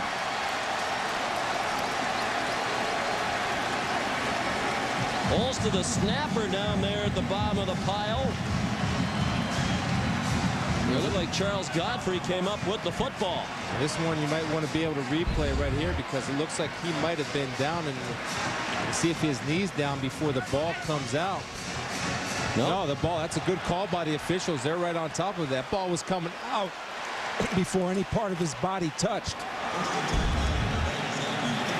Iowa quickly. Texas player without his helmet on, and now the officials stop the play.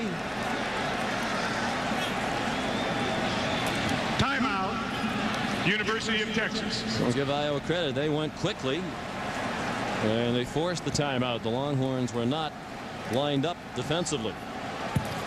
Well, again, Sean, I mean, we have the ability to get the quick replay up here as the booth, and what we saw was certainly a fumble.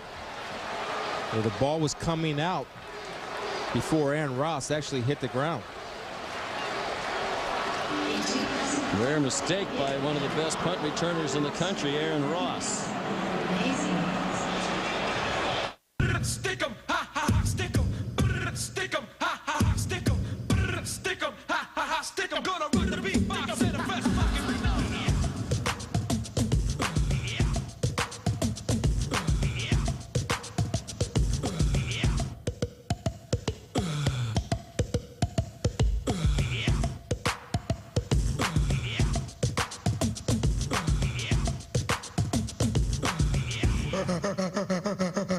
Nice work on these grilled stuffed Fritos, Pete. Yeah, double beef fiesta salsa, delicious. Super delicious. And only $1.99. Only $1.99. This from the guy who claims he dated Carmen Electra. And dumped Carmen Such Electra. a liar.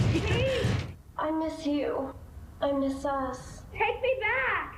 I love you. It's true. Taco Bell's Big Tasty Grilled Stuffed Burrito with double the beef, 3 cheeses, and grilled to go. I mean, seriously. To get unbelievable taste for an unbelievable price, think outside the bun. My kids call me the finisher. Finish up in there. Okay. Finish your homework? Yes. Finish your vegetables. Something I thought I was finished with? Managing my acid reflux disease. I thought it was just bad heartburn, but my doctor said over time, stomach acid was damaging the lining of my esophagus. She prescribed Nexium, said I needed more than heartburn relief. My esophagus needed repair. 1 prescription Nexium pill a day not only relieves my heartburn, it healed erosions in my esophagus. So I don't just feel better, I am better. My doctor did say headache, diarrhea, and abdominal pain could be side effects of Nexium, and other serious stomach conditions may still exist.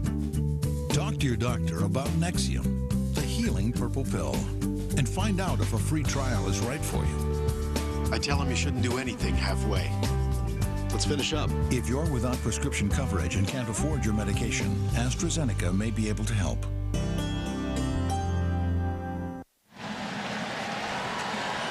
Iowa trying to get momentum back on its side and capitalize on the mistake by Aaron Ross. The Hawkeyes lead by a point. They once led 14-3. They thought they had scored a touchdown. That would make it 20 or 21-3. That was called back by penalty. Texas has scored 10 unanswered points. Actually 13 unanswered in all. Play action fake. Tate decides to run and gets upended near the 30 by Marcus Griffin. Second to last game of the regular season, Texas gave up 45 points in their loss at Kansas State. We talked with Iowa folks about what they learned from that. Play action pass was very successful for K-State and getting their quarterback out on the edge. Yeah, and that's what they're trying to do right there off the play action, get Drew on the edge where he has a decision. What Texas has done, they're doing a better job of, Sean, they're playing cover 1. That simply means they're playing man-to-man on all eligible receivers with a safety deep. They're doing a good job of blitzing linebackers and playing that cover 1, which means 1 safety deep, everybody else man. Gain of 6 for Tate. Now Albert Young, he gets very little. And in a Roy Miller again. Frank Ocam near the pile as well. Again, the 25-second clock is inoperable. And the officials do have a mechanism by which they can communicate with the quarterbacks. Drew Tate, the back judge, keeps track of the time, and he's right there in the line of sight.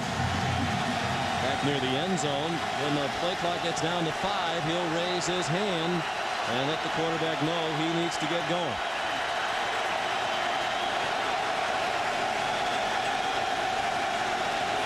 Tate out of the gun, 3rd down and 3. Here comes a blitz.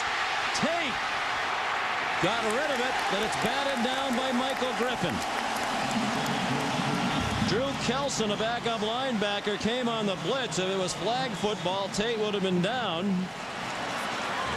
He managed to get the throw off.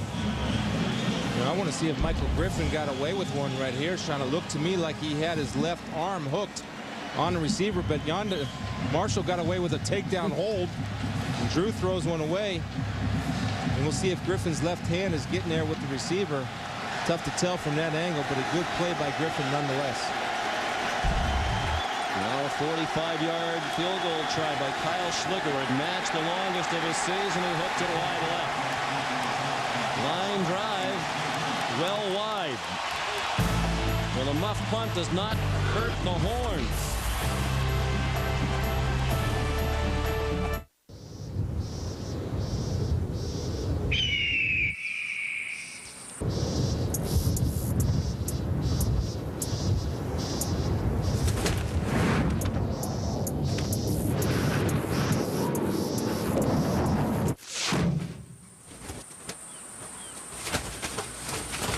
The world's first 4-door, 5-passenger Wrangler. Wrangler Unlimited.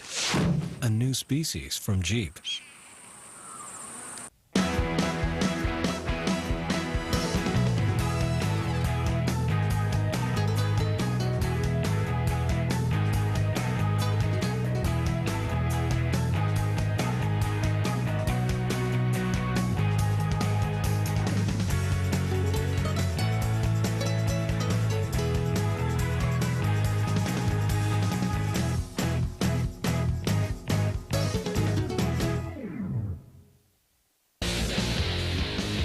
Court TV's beat is on the beach. Go, go, go. Put your hands right there. Hands right there. It's a tidal wave of rescues. The victim is not breathing. We got to get him up here quick. Arrests. Put me in jail. And real-life drama.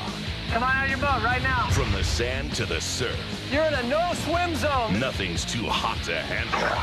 Beach Patrol San Diego. I'm the real David Hasselhoff. An all-new season launches Monday, January 1st. Today, only on Court TV. Homeowners, want to get cash and simplify your bills? Ask about a combo loan from Countrywide.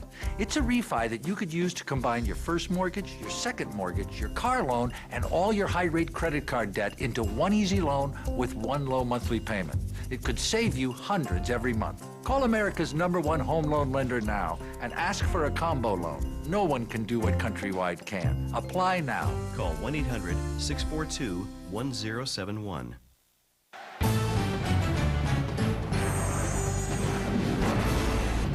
ESPN College Football, the Alamo Bowl, is brought to you by the all-new 2007 Wrangler Unlimited, a new species from Jeep.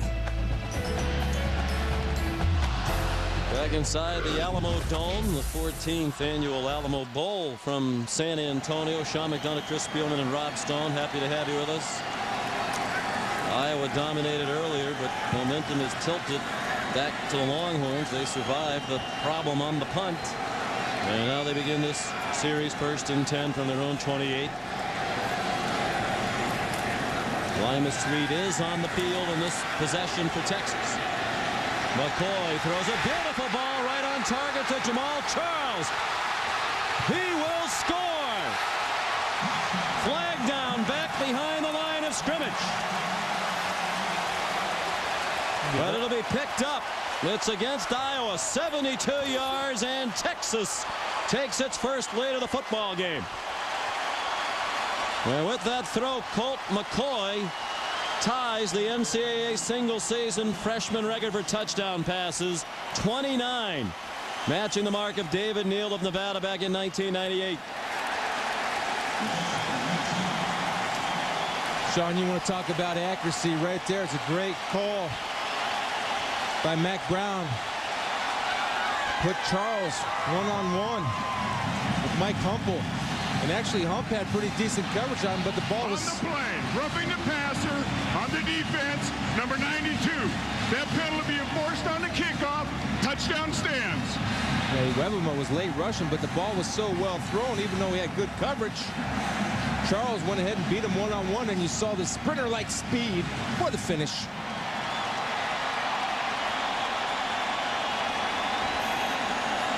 And the momentum in this game seemingly turned on the touchdown for Iowa that was called back by the penalty. Subsequent interception. Texas trailed 14-3 at that time. Now they lead 20-14 as Ryan Bailey kicks the extra point. Well, it's tough duty right here if you're Mike Humpel and you're trying to guard this guy one-on-one, this Texas State sprint champion. And you see right here, Humpel does a good job of staying with him. He's staying with him. He's running through. But watch the ball. Just a beautiful touch ball. Charles with the over-the-shoulder catch. And even though Humpel was a state hurdler finalist at Iowa, it doesn't compete with the state sprint champion of Texas. Norm Parker, the defensive coordinator for Iowa, said Charles is as fast as any running back they faced this year. They'll face some speedy backs in the Big Ten, particularly given they played Ohio State and Michigan this year. Colt McCoy was a big question mark when the season began. Year one after Vince Young, Longhorn Nation concerned, who would be the quarterback? McCoy and Jevin Sneed, a true freshman, competed throughout the spring. Greg Davis, the offensive coordinator, said it was a coin flip after spring ball, but McCoy got a lot better over the summer, was very impressive in their fall camp, earned the job. But as Greg Davis said, if he told us in August he'd be the National Freshman of the Year at the end of the season, we would not have believed it. And the biggest reason why they're allowed him, he is so accurate, 69% for the year, and that was a great example of it on the touchdown. Yeah, and Sean, he was accurate because he wasn't really letting it loose in the beginning of the year. As the year progressed, man, he just slings the rock everywhere. The walk-off for the roughing the passer, Greg Johnson, boots it out of the back of the end zone. While we were away, Drew Tate went to the locker room under his own power. He sprinted into the tunnel, but he has not returned yet. So Jake Christensen is coming into the ball game for Iowa from Lockport, Illinois, a redshirt freshman. Started against Northern Illinois earlier this season and played well. Threw for 256 yards and 2 touchdowns and a home win over the Huskies, their only win in the last 6 games. Albert Young smothered by Scott Derry. Loss of 3. Well, Scott Derry just beats it's easy pickings for him when he's got a wide receiver trying to block him. You see when he come on the blitz, just cut off Albert Young at the pass. And right there, you're trying to have Brodell block a blitzing linebacker, and no shot. Not with a guy on the mission like Derry. A junior from Pearland, Texas, near Houston. First-year starter, missed all of last season with an ankle injury. 2nd and 13. Tough spot for Christensen. Momentum on the side of the horns. The crowd roaring. He manages to get away, and now he'll run. Flags down. Christensen down to the 27. Looked like Mike Elgin might have taken down Roy Miller.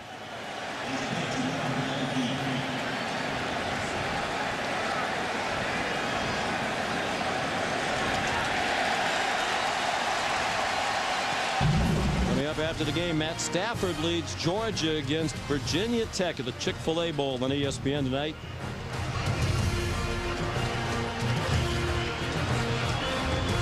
Don't like to interrupt the referee. Show respect for authority. That's 8 Eastern time. The Chick-fil-A Bowl. Half the distance to the goal. Or now he's interrupting me. That's right. Enough of that stuff. I won't stand for that anymore. Capital One Bowl Week. Also available on ESPN HD and ESPN Radio. Virginia Tech and Georgia haven't met since 1932. A tough duty for a freshman quarterback facing that hokey defense.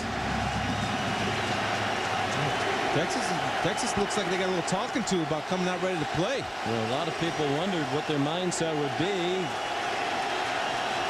3 games ago, they were 9-1, 4th in the BCS standings, thinking about a Big 12 championship in a BCS game, maybe the national championship game. Instead, 2 losses, no conference championship game or conference title. They're in the Alamo Bowl, but excited to be here. Rashad Bobineau dropped Albert Young at the 10-yard line. You know, you got to hang your hat on something. And when we talked to the players and coaches of Texas, to a man, they all said a 10-win season, which is something to be admired and proud of. I mean, that's tough duty in today's day and age of parity in college football to get 10 wins. Outstanding season.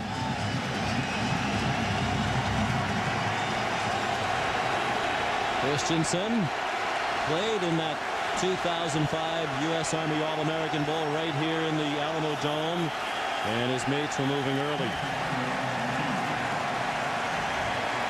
A lot of times a new quarterback, different cadence, different rhythm kind of throws off the offensive line. Prior to the snap, false start on the offense, number 73. 5-yard penalty, still third down.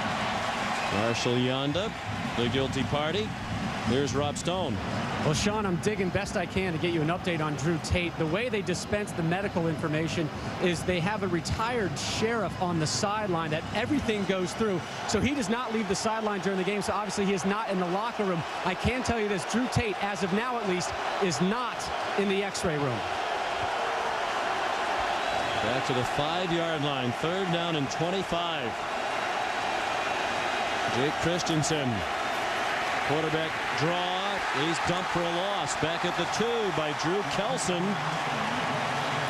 The backup linebacker. He's played running back, safety, and linebacker at Texas. Good special teams player.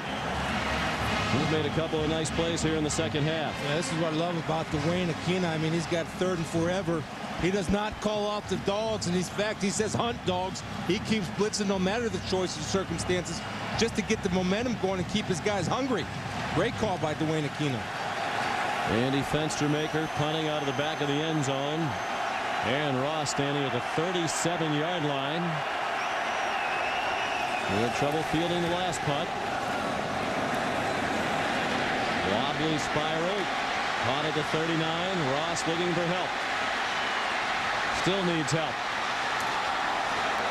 And does not get it. Loss of 3 on the return of a 36-yard punt. But still excellent field position for Colt McCoy and the Horns, leading by 6 with 4:12 to go in the third.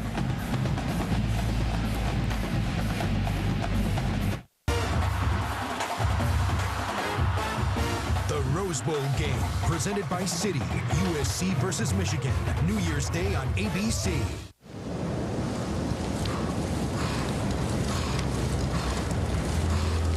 Lance Armstrong is not a cyclist. He is a leader. He uses all that he has accomplished to lead an army of cancer survivors and to give hope to everyone fighting the disease everywhere. What do you hope to accomplish? Your goals are our goals. American Century Investments. Invest in what matters.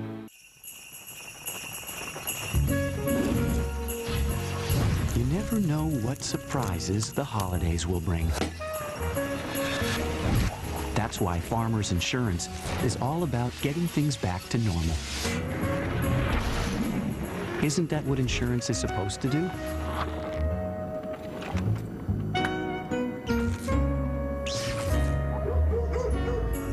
Farmers, get you back where you belong.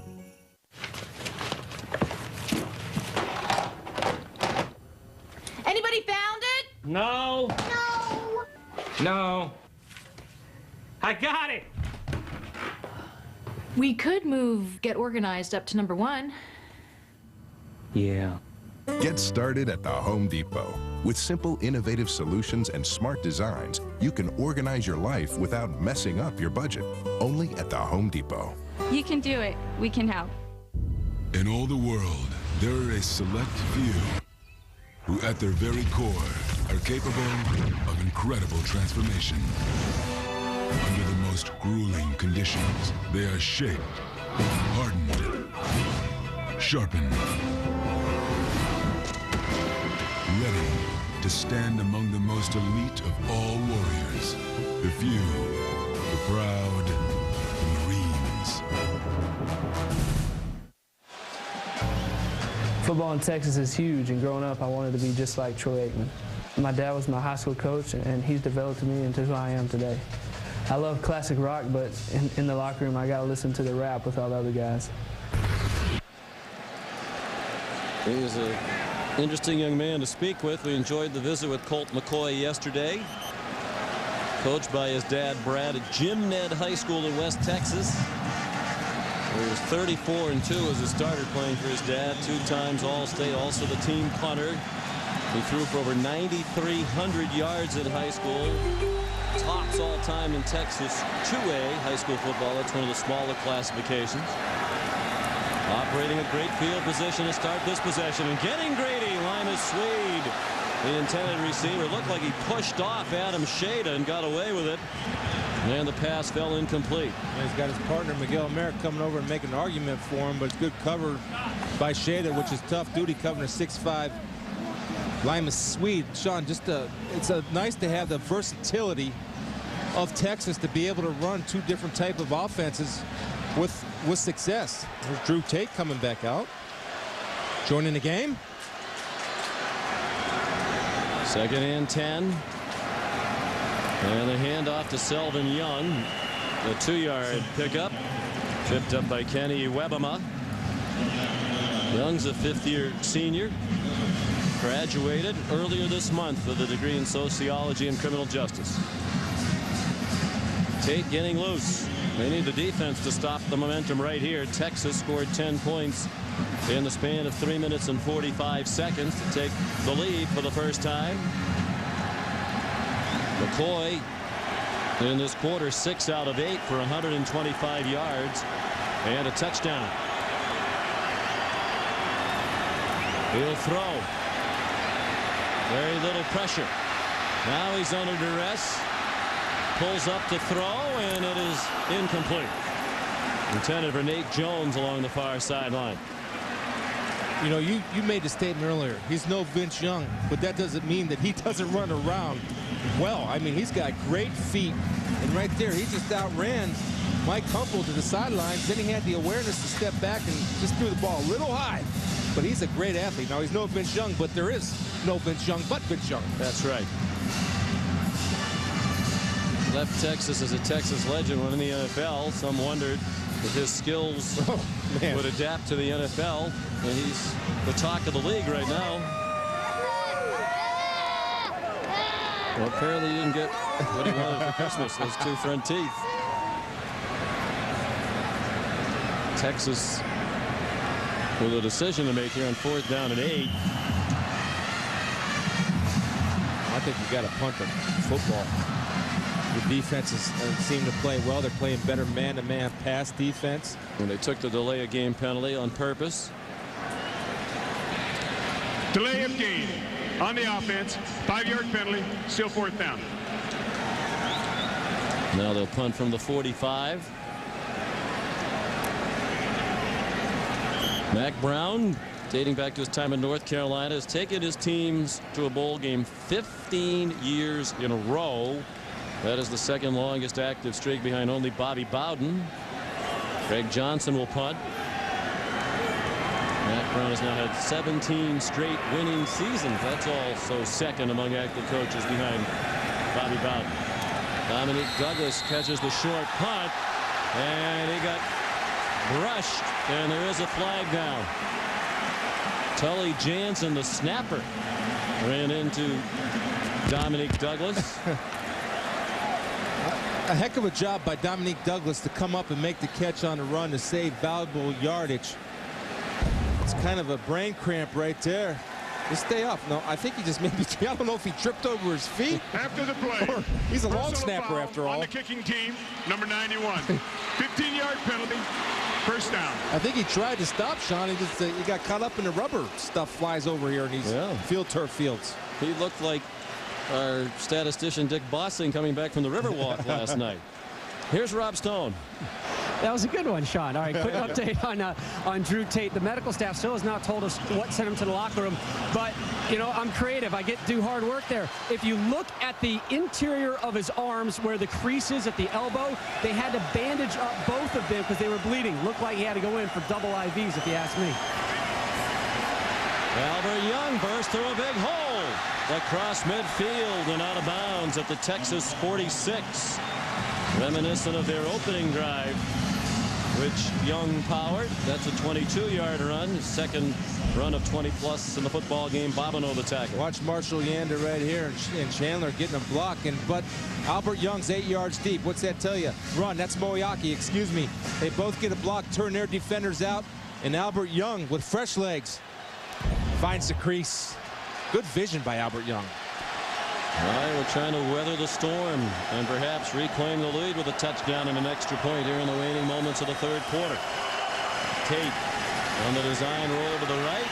The catch made by Brodell. And closing quickly, Aaron Ross. 6-yard completion to Brodell, who was one of the stars of the first half. He had 3 catches for 114 yards and a 63-yard touchdown. That's right after the last regular season game, when Brodell had 159 yards receiving in their loss at Minnesota. Yeah, that was the same play they scored a touchdown on. This time Aaron Ross had a better jump on the ball. Didn't give Brodell time to make any moves after the catch.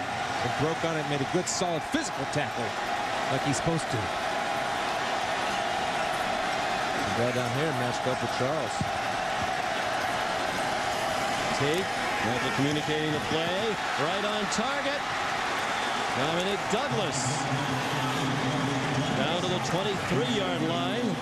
Minute and a half to go in the third. 17-yard completion. The throws of Dominic Douglas. Beautiful throw by Drew Tate. The intentional throw behind because he sees Aaron Ross playing on top of the wide receiver. When he's playing on top of the wide receiver, Drew Tate and the receiver both recognize the position of the corner. Drew Tate delivers to the back shoulder. Dominique growing as we watch him as a freshman. Right before our very eyes. Dominic Douglas grew up in inner city Detroit playing on the playgrounds. Ken O'Keefe, the coordinator, says he does a great job of using his body to get open. Here's Brodell. On the move again. Touchdown, Iowa.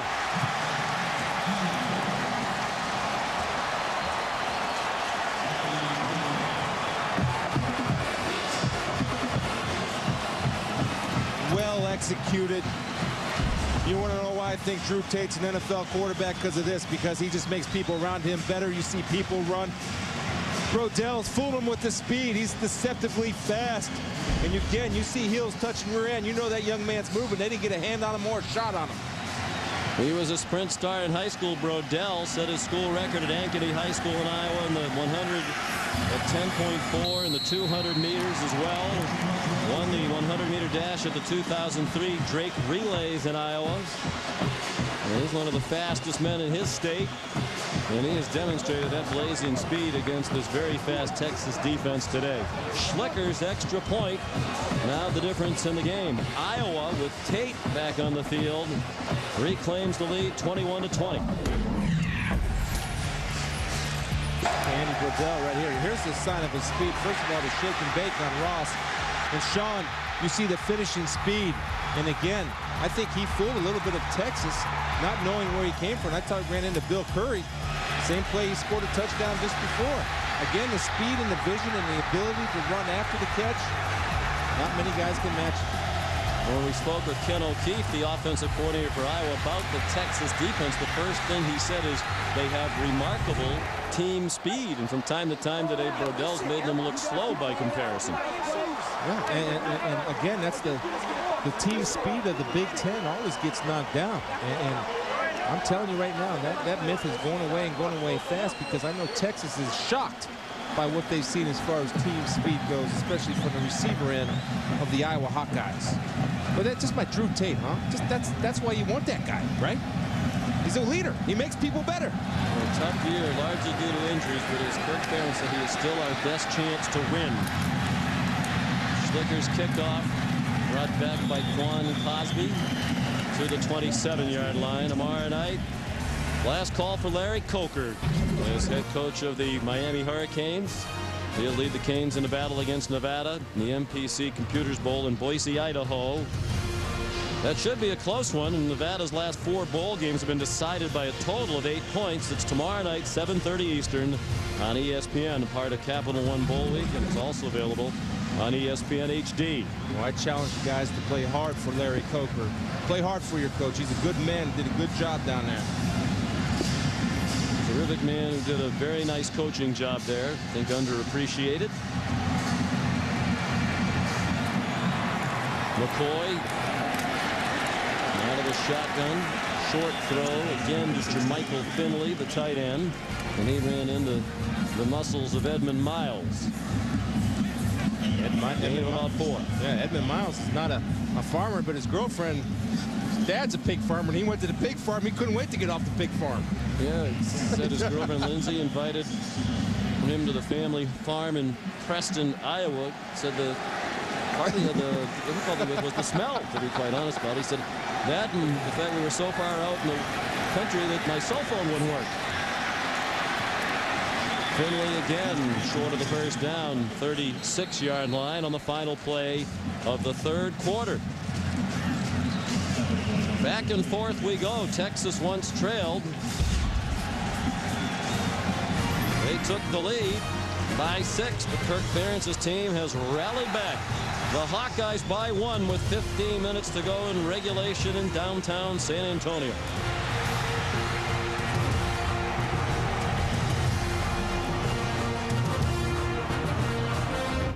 Get ready for kickoff with Sunday NFL Countdown, 11 a.m. on ESPN. Here's to men, to guys who want to spend more time having fun and less time in the men's room. And here's to Flomax. It's approved to treat male urinary symptoms due to BPH, also called an enlarged prostate. In 1 week, Flomax may help symptoms like frequently waking up at night to go, going often, going urgently, weak stream. Ask your doctor if symptoms are from BPH, not prostate cancer. Common side effects of Flomax are runny nose, dizziness, and decrease in semen. Upon standing, a sudden decrease in blood pressure may occur, rarely resulting in fainting. So when starting Flomax, avoid situations where injury could result. To learn more, call 866-4FLOMAX. Ask your doctor. Flomax could make a difference in 1 week. Rocky Balboa has audiences and critics across America cheering. It's on a knockout. Newsweek raves it's inspiring. 2 thumbs up. I love this movie. It's the surprise of the season. Rocky Balboa. Rated PG. Now playing. Court TV's Beat is on the beach. Go, go, go. Put your hands right there. Hands right there. It's a tidal wave of rescues. The victim is not breathing. We got to get him up here quick. Arrests. Throw me in jail. And real-life drama. Come on out of your boat right now. From the sand to the surf. You're in a no-swim zone. Nothing's too hot to handle. Beach Patrol San Diego. I'm the real David Hasselhoff. An all-new season launches Monday, January 1st. Today, only on Court TV. Homeowners, want to get cash and simplify your bills? Ask about a combo loan from Countrywide. It's a refi that you could use to combine your first mortgage, your second mortgage, your car loan, and all your high-rate credit card debt into one easy loan with one low monthly payment. It could save you hundreds every month. Call America's #1 home loan lender now and ask for a combo loan. No one can do what Countrywide can. Apply now. Call 1-800-642-1071. Sean McDonough, Chris Spielman, and Rob Stone were at the sold-out Alamo Dome. Largest crowd in the history of this building, which opened in 1993. It's hosted a couple of basketball Final Fours and a women's basketball Final Four. Better than 65,000 in-house. They've watched a good one. Iowa and Texas. The Hawkeyes by 1 as the fourth quarter begins. 3rd down and 2. Longhorns, and they convert. On the quick hitter to Quan Cosby out to the 44-yard line. A gain of 8. Well, that's a nice job of Crosby coming back for the football, not standing there and letting Godfrey jump all over him. He just works his way back, and Cole trusts Cosby that he's going to do that.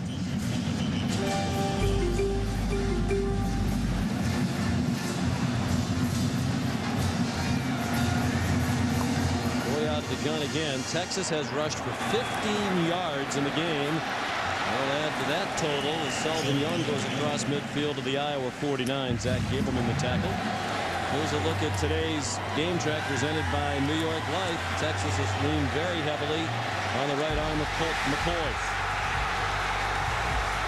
2 touchdowns, giving him 29 for the season. The NCAA record for a freshman, tied with David Neal of Nevada. Andy Brodell's been the big playmaker for Iowa. 143 yards receiving on 5 catches, a couple of long touchdowns. The most recent put Iowa back on top. Now they're getting the running game going.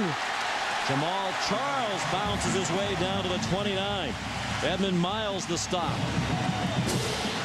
Jamal Charles got nicked up a little bit right there.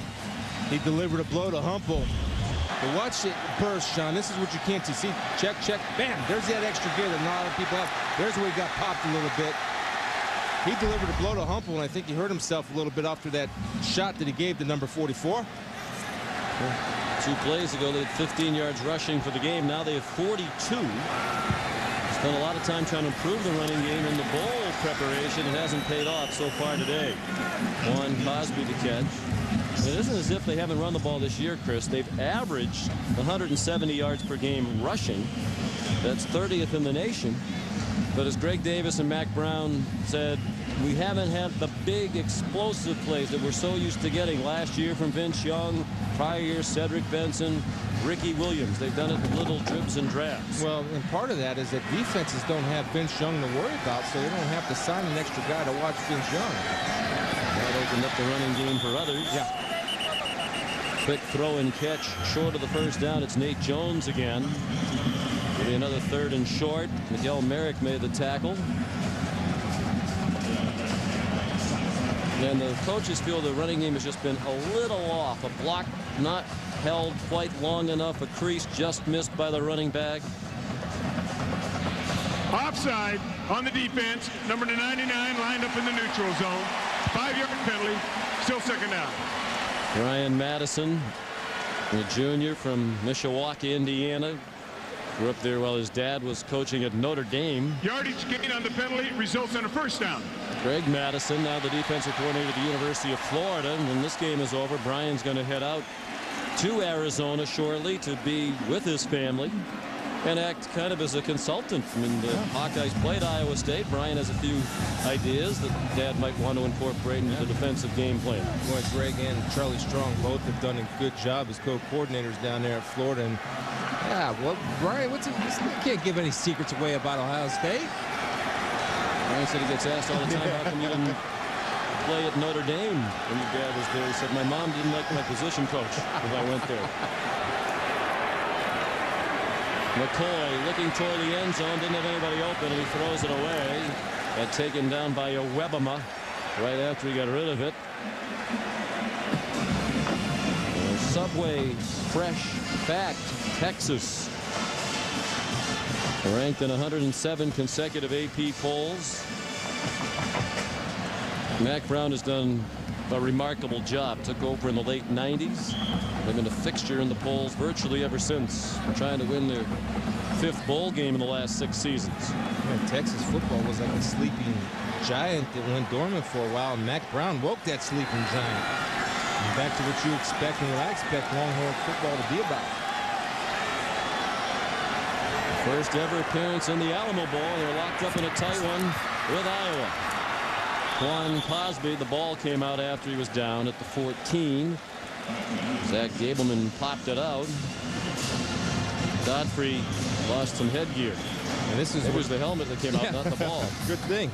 This is what Iowa does well. Now they'll keep the ball in front of them, and they'll give away the dinks and dunks. And down here in the red zone, because the field shrinks and they bring the end line of the end zone as your 12th man, this is where they get a little adventurous and come with blitzing packages.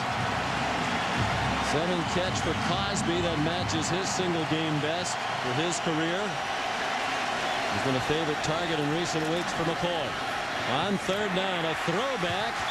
And it'll be very close to the first down, apparently just short. Saving tackle by Mike Humpel, the junior linebacker, as he took down Jermichael Finley. And now a decision for Mac Brown on 4th down. In less than a yard, a field goal puts them ahead, and they have a field goal kicker who hasn't missed. I think you have to take the points right now in the lead with 11 and a half to go, don't you? Yeah, absolutely. I think you take the points. And I'll tell you, that was a good job by Mike Humpel. Tough duty covering Finley. It was a throwback play, much similar to what Iowa scored, but Chandler was lined up illegally. They ran it, but Humpel, good disciplined coverage, covered Finley and was able to eliminate the yards after catch by Finley. So now Ryan Bailey. 2 for 2 today, 6 for 6 since becoming the field goal kicker in the middle of the year. Greg Johnson was handling the punting and place kicking. He had a groin injury. Now a timeout called. The play clock running down. Timeout. University of Texas. Thrown into the fire in Nebraska. And his first kick was that game winner against the Huskers in the final 30 seconds. So another big kick after this. Okay. Here we go. Turn the wheel to the right. That's the one.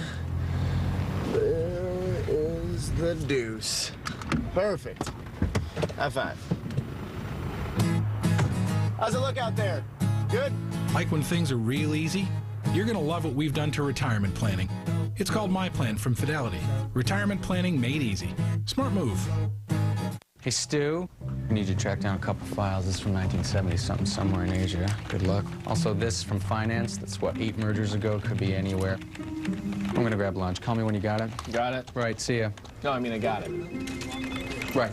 Call me when you get them both. Got them both. I'll just put them on the team site so we can get started while you're at lunch. With the right software, there's no such thing as a needle in a haystack. I changed my oil.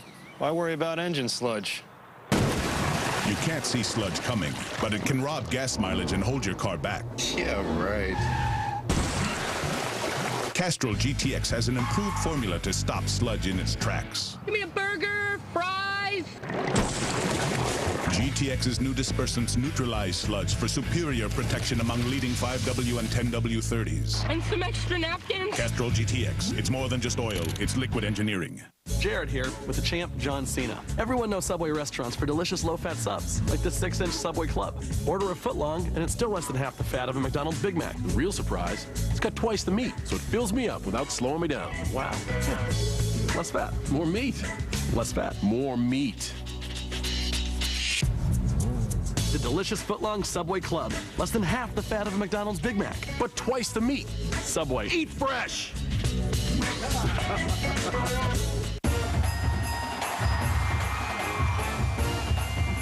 Capital One Bowl Week continues with the Outback Bowl, New Year's Day at 11 on ESPN.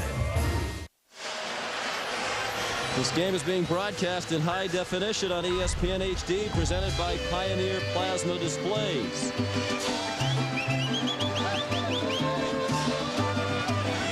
Well, an interesting development.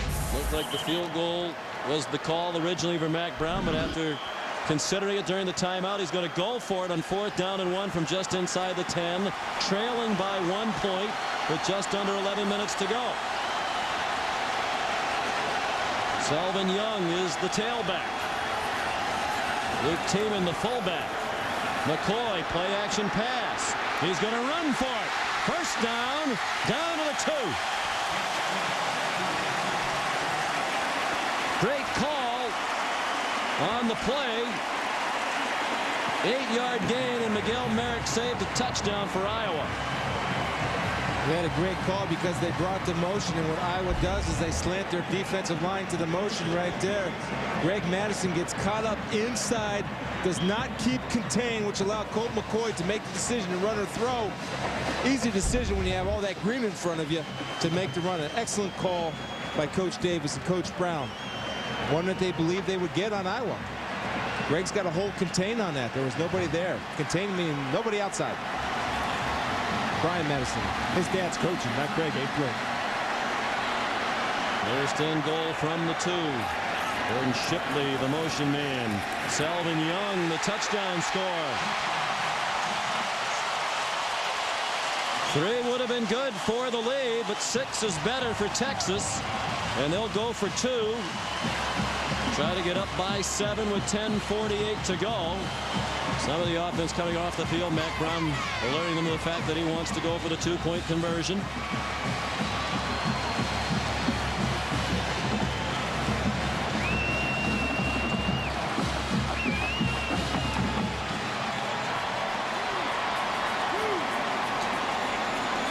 Selvins' family that made the trip from Houston.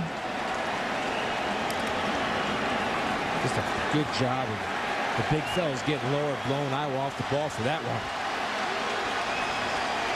And a sweet big target down here. First 2-point conversion try this season for Texas. McCoy running out of time, throws to the back of the end zone, incomplete. Well defended by Iowa. 10 for Billy Pittman. Marcus Pascal was nearest in coverage, the senior from Largo, Florida. spoke with Selvin Young yesterday. He said Colt McCoy is fearless. A tough run by McCoy set up Young's go-ahead score.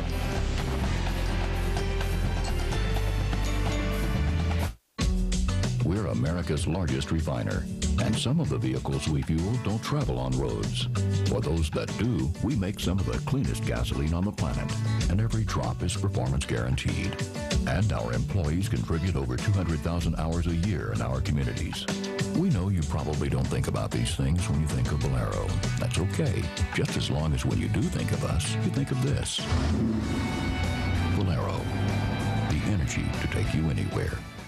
The best in German engineering. Braun 360 Complete, the world's first electric shaver with the expertise of Gillette blade technology. For Braun's closest, most comfortable shave ever, it even cleans and renews itself. Braun, precision, control, perfection. Your personal information is no longer personal. It starts with your name, then your social security number, then your credit card number. And with very little effort, your identity can be stolen. Life comes at you fast. That's why Nationwide offers identity theft coverage. We'll assist you in the recovery process, save you hundreds of hours, even notify you if your credit report changes. Just another way Nationwide is on your side. Nationwide is on your side. Here's to men, to guys who want to spend more time having fun and less time in the men's room. And here's to Flomax. It's approved to treat male urinary symptoms due to BPH, also called an enlarged prostate. In 1 week, Flomax may help symptoms like frequently waking up at night to go, going often, going urgently, weak stream. Ask your doctor if symptoms are from BPH, not prostate cancer. Common side effects of Flomax are runny nose, dizziness, and decrease in semen. Upon standing, a sudden decrease in blood pressure may occur, rarely resulting in fainting. So when starting Flomax, avoid situations where injury could result. To learn more, call 866-4FLOMAX. Ask your doctor. Flomax could make a difference in 1 week.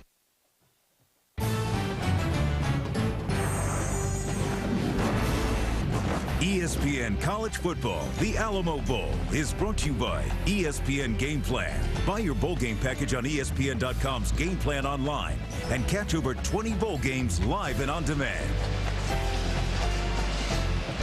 Will be a happy night along the Riverwalk for the fans of one of these teams. They have certainly given us another entertaining Alamo Bowl game here in San Antonio. A back and forth game. Iowa the early lead. Texas rallied to go ahead. Then Iowa reclaimed the lead. Now it's Texas again with Greg Johnson kicking off after the 2-yard touchdown, having a 72-yard drive that took over 5 minutes. Anthony Bowman took a knee. Texas defending a national championship. They selected Colt McCoy to replace Vince Young. They won their season opener, but then lost the 1-versus-2 showdown to Ohio State. That was just a momentary setback as Texas rattled off 8 straight wins thereafter, including wins over Oklahoma and Nebraska, where they ended the year with consecutive losses at Kansas State and at home to Texas A&M. We're right here 9-3. Hoping for a 10th win for the 6th straight year. They could be the only team in the country that would make that claim. Tate slow to get up after the completion to Trey Strauss. There is a flag down.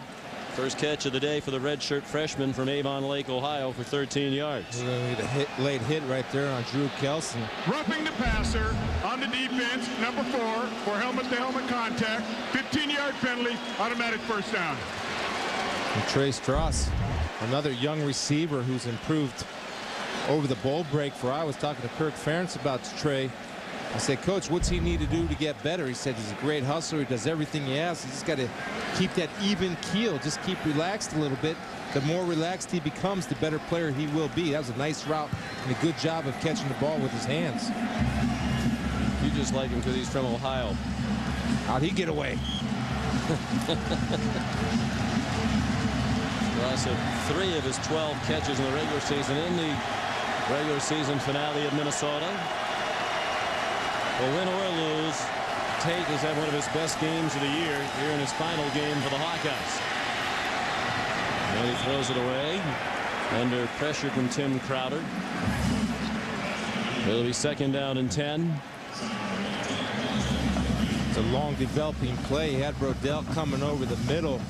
But again, Texas is starting to get their ears pinned back and coming on the pass rush where Brodell didn't have enough time to get across and let the route develop. So Drew made a good senior decision and throwing it to his teammates on the sidelines.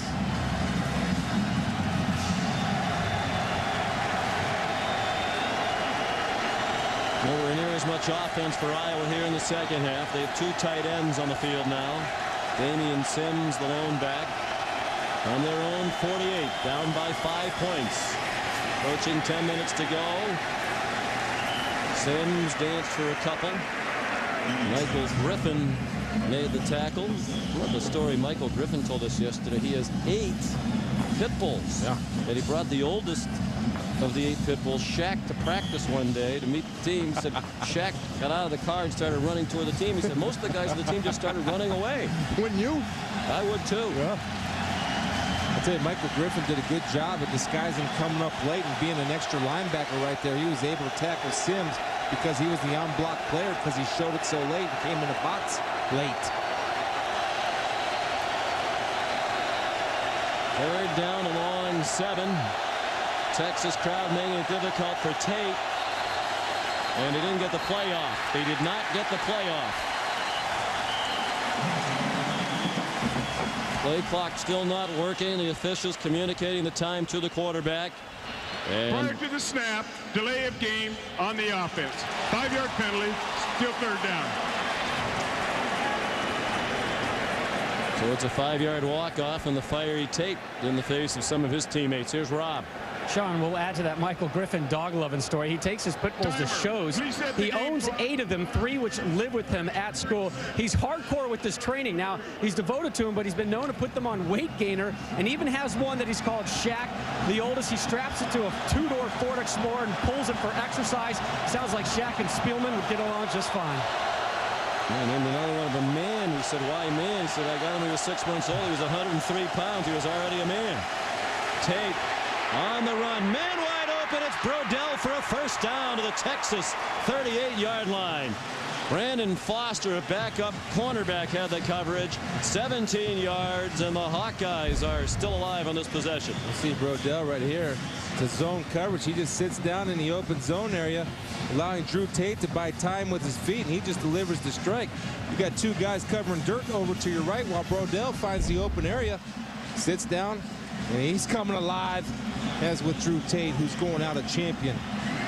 6 catches, 160 yards for Brodell. After 159 yards receiving against Minnesota in the regular season finale. How about that for back-to-back games? A dump off to Scott Chandler, the younger brother of the former Iowa quarterback Nathan Chandler, who's in business in their dad's real estate development and mini storage company here in the state of Texas. The gain to the 32 of about 6. Well, I've been impressed with Scott Chandler. And as far as the size of the next level tight end, and to me, Sean, I don't know what his time is, but I know his football speed. His football speed is outstanding for 260 pounds and 6'7".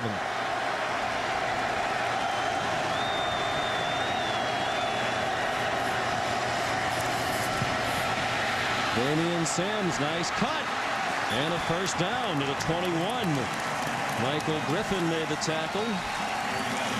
Well, so many of these players for Iowa are projects. Kirk Ferentz had the funny line we visited the other day. He said, if my sister can recognize that they're a great player, we don't get that kind of guy, by and large. The Texases of the world do. Right. One of them is like that, Sean, Mike Elgin. You see how he finishes and finishes and finishes. He puts the guy on his back, and Damian Sims trusts that Mike Elgin is able to do that. And here's an example of one of those guys we're talking about. He came to Iowa as a 185-pound linebacker. Gained 50 pounds as a freshman.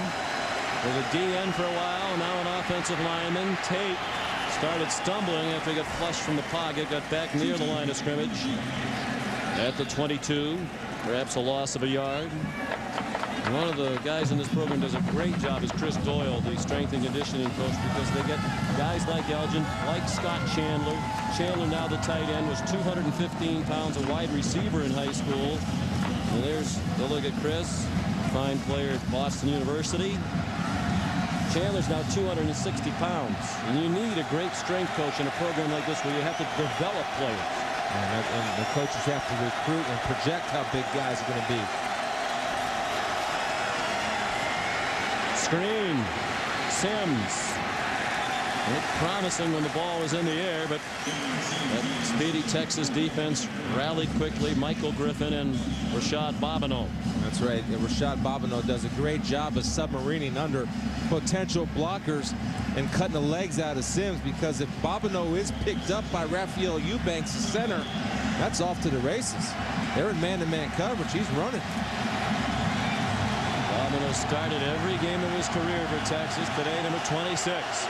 Hawkeye fans hoping for another third down conversion. 3rd and 9 from the Texas 21. 6.5 to go. The Horns lead by 5. There's the blitz. The blitz. Tate throws behind his intended receiver, Andy Brodell. And now a decision for Kirk Ferentz with 6:24 to go. And he's going to send the field goal team out and try to get within 2. I'll tell you, that's a nice job of Iowa's offensive line and backs picking up the blitz. And Drew Tate, one of the first and only bad passes that he's made tonight behind Brodell. He was open. He's been emotional throughout his career. Early in his career, he was the fiery leader, and the team fed off his emotion. Lately, emotion has been viewed as a divisive influence by some as the team has struggled. Kyle Schlicker's kick from 38 is good. We asked Tate about that yesterday. He said, yep, sometimes people are just looking for an excuse. It used to be that my emotion helped the team. Now people want to say I'm a bad influence, that I'm too hard on my teammates, but they know that's not true.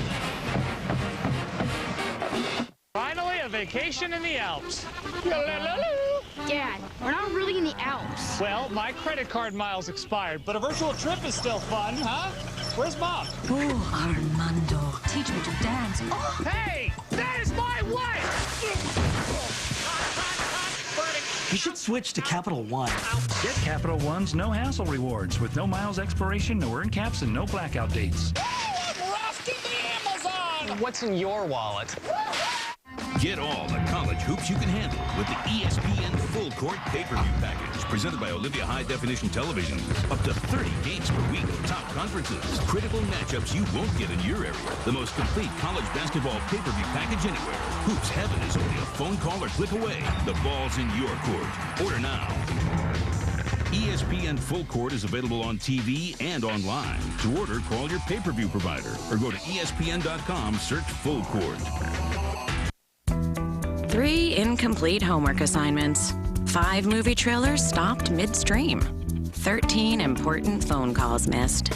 When you've got dial-up, you can miss out on so much. Now, you don't have to anymore. Not when you can get high-speed Verizon Online DSL for a really low price. And you can do so much more, like click and connect to the net in an instant. Talk on the phone and surf the web at the same time on the same line. Download photos faster than ever before. Just call 1-866-545-9322. That's 1-866-545-9322 to get Verizon Online DSL for about what you've been paying for dial-up and see what you've been missing. 32 photos of grandson opened. 347 favorite disco tunes downloaded. Phone, broadband, TV, Verizon. The nightcap of our bowl triple header, Virginia Tech and Georgia in the Chick-fil-A Bowl. Beamer and Richt are scheming right now to live up to the great games we've had in the first 2 outings today, including the one, Sean, you guys are about to finish up in San Antonio. Boston College, a winner on a last-second field goal in the Meineke Car Care Bowl over Navy. And now on an Iowa field goal, the Hawkeyes back within 2 points in the Longhorns. Still a long way to go, 6:20 remaining. Don't forget now, Iowa's left 10 points out on the field. A touchdown called back for an illegal receiver downfield, plus the missed field goal. So they're hanging in there, plus the blown opportunities. You know, they were mad about that call at the time, but I think when they see the tape, they'll realize it was the right call. Officials were not responsible for that turn in momentum. It was their lack of execution on the next play. That's a good call. Vaughn Cosby out to the 21-yard line. Well, we remind you again that tomorrow night it's the MPC Computers Bowl, 7:30 Eastern Time on ESPN and ESPN HD. Miami and Nevada. Miami has not lost 7 games in a season since 1977. They'll have to win tomorrow to avoid that. Their 7th loss. That's tomorrow night. You and I will be heading over to Pasadena for the Rose Bowl, the granddaddy of them all. On ESPN Radio.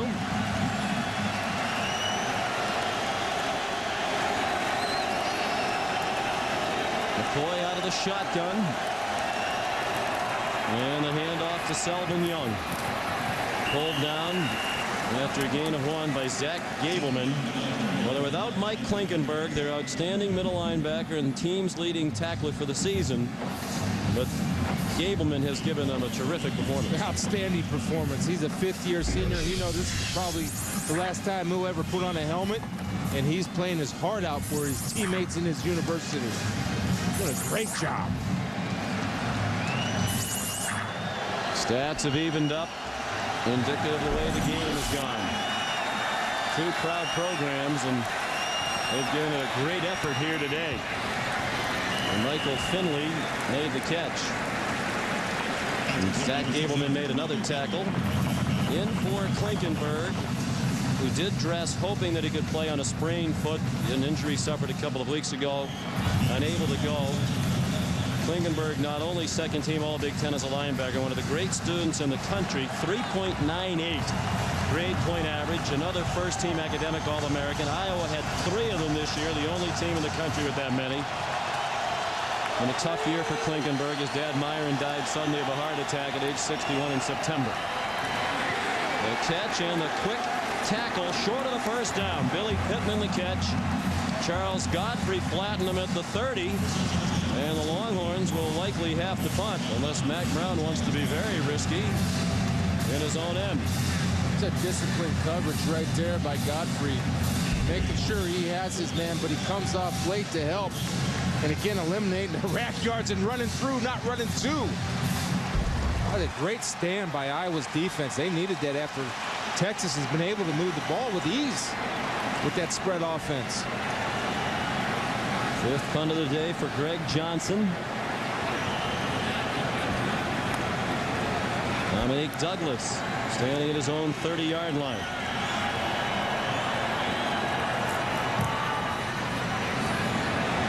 Good kick. Wobbly, and it takes a terrible bounce for Texas back across midfield. That bounced back about 10 yards, and it wasn't that great to start with. A 19-yard punt by the senior Johnson.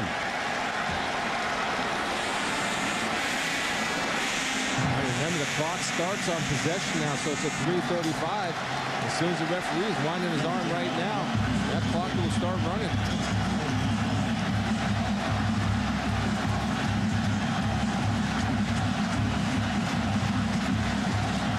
Now it runs. Ball at the 48-yard line of Texas. Iowa Hawkeyes 6-6. Big underdog in this game. Lost 3 in a row and 5 out of 6. A chance to upset Texas. Trying to go into the bag of tricks, and they are thwarted. Marcus Griffin came up to slam down Dominique Douglas for a loss of about 11 on the play. Well, a couple things wrong, and I admire the trying to mess around with them a little bit. They have 8 people up at the line of scrimmage, and you're taking a risk when you don't need to take a risk when you already have good field position. Yeah, trust in what you've been doing. Yeah. So little time left now, too. Ball back at the 41-yard line. 2:45 to go. Tate. Looked like his arm was struck by Crowder as he went to throw it. It'll be 3rd down and 21. He's open, I'll tell you, and Drew's getting on his tackle, Seth Olsen, but that's tough duty for Seth Olsen to keep Crowder out there. Drew Tate has to step up into the line of scrimmage and step up into the pocket. See, he's staying back there where Olsen's pushing Crowder by. If Drew just steps up a little bit to help his big fella out, he'll have a chance to make a clean delivery. Iowa has all 3 timeouts left. Texas with 1. Huge third down and 21. Then man-to-man, across the board. Line up and find out who's better. Blitz.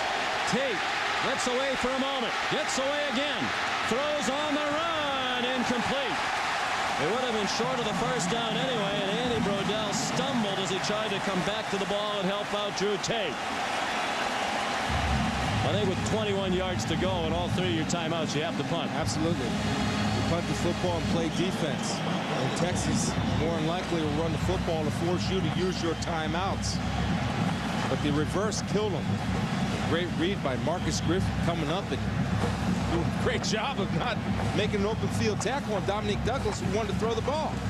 Well, you look like a genius when you run that trick play at midfield if it works, but boy, instead, that was a killer.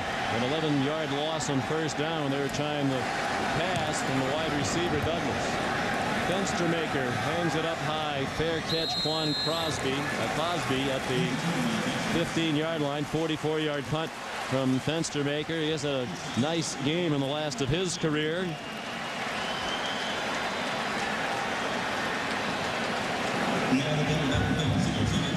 Here again, a change of possession. The clock will start as soon as the referee whistles it in play. Coach Parker, he's got to need another big stop from the boys.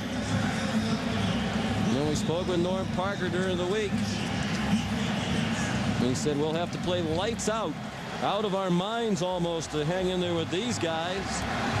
He has to be very proud of the effort for the Hawkeyes today. A team that the way the season ended could have easily gone in the tank. Well, they have represented the proud Iowa tradition with their effort here today. Good Coach Ferentz and his staff credit for a great month of bowl preparation. Selvin Young into the line. And a timeout called by Iowa, 1:54 to go. Timeout. Kenny Webama University of Iowa made the tackle. Another example where the new rule helps the team with the lead. The ball marked for play and the clock started after the change of possession. Well, Bob Knight still trying to pull out of that tie with Dean Smith for the all-time wins record in NCAA men's college basketball, denied the other night by UNLV in Lubbock. He'll try again on ESPN2, noon Eastern time against New Mexico, January 1st. Yeah, I got to believe it means a little something to him, Sean.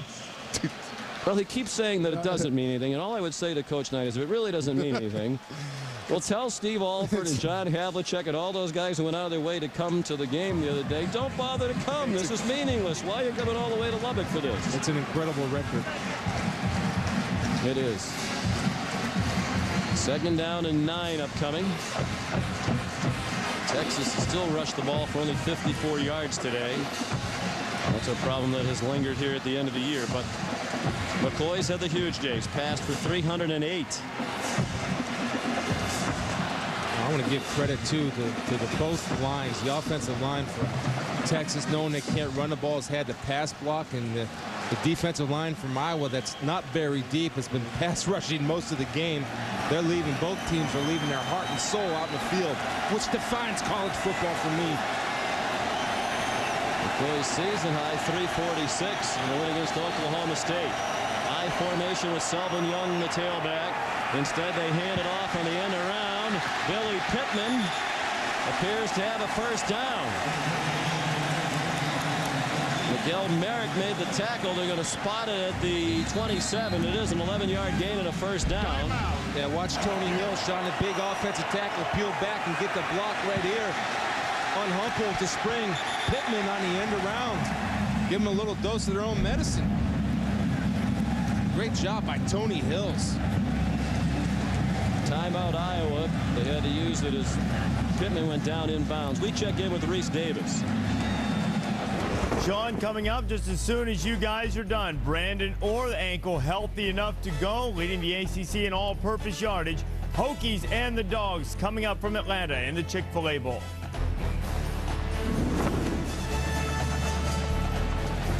Well, hopefully they will continue a string of exciting games today right here on ESPN.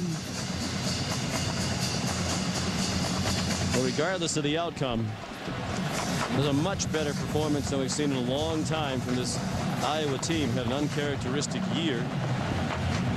lot of reasons why: injuries, inexperience at some key positions.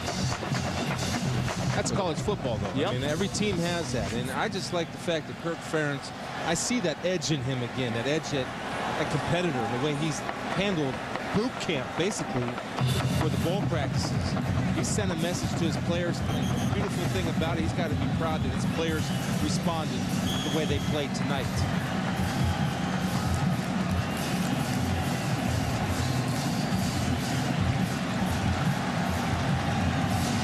One timeout left for Iowa, really up against it. They start stripping the ball, tackling the football, won't tackle the man. There's another problem for Iowa all year. They're -10 in turnover margin. Selman Young would be wise to stay in bounds and alertly slide to the ground with Edmund Miles in hot pursuit. And the Hawkeyes used their last timeout with 1:37 to go. Timeout. University of Iowa, third and final timeout. So no timeouts left for Iowa. Second down upcoming for Texas. And it's been an interesting year for Texas. Mac Brown said it's a very hard thing, as he found out, to defend a national championship. And he pointed to the Pittsburgh Steelers and the Miami Heat. He said if we win it again, actually he said when we win it again, I think I might take the next year off because it's that hard. There's so many different issues to deal with. All in all, a very nice season in defense of that national championship. I think you get 10 wins. That's awesome in today's day and age of college football. His staff has done a great job with the development of Colt McCoy, who continues to get better as the year goes on. You can see the difference the way Colts played tonight as opposed to the last 2 games that they lost in their season finales.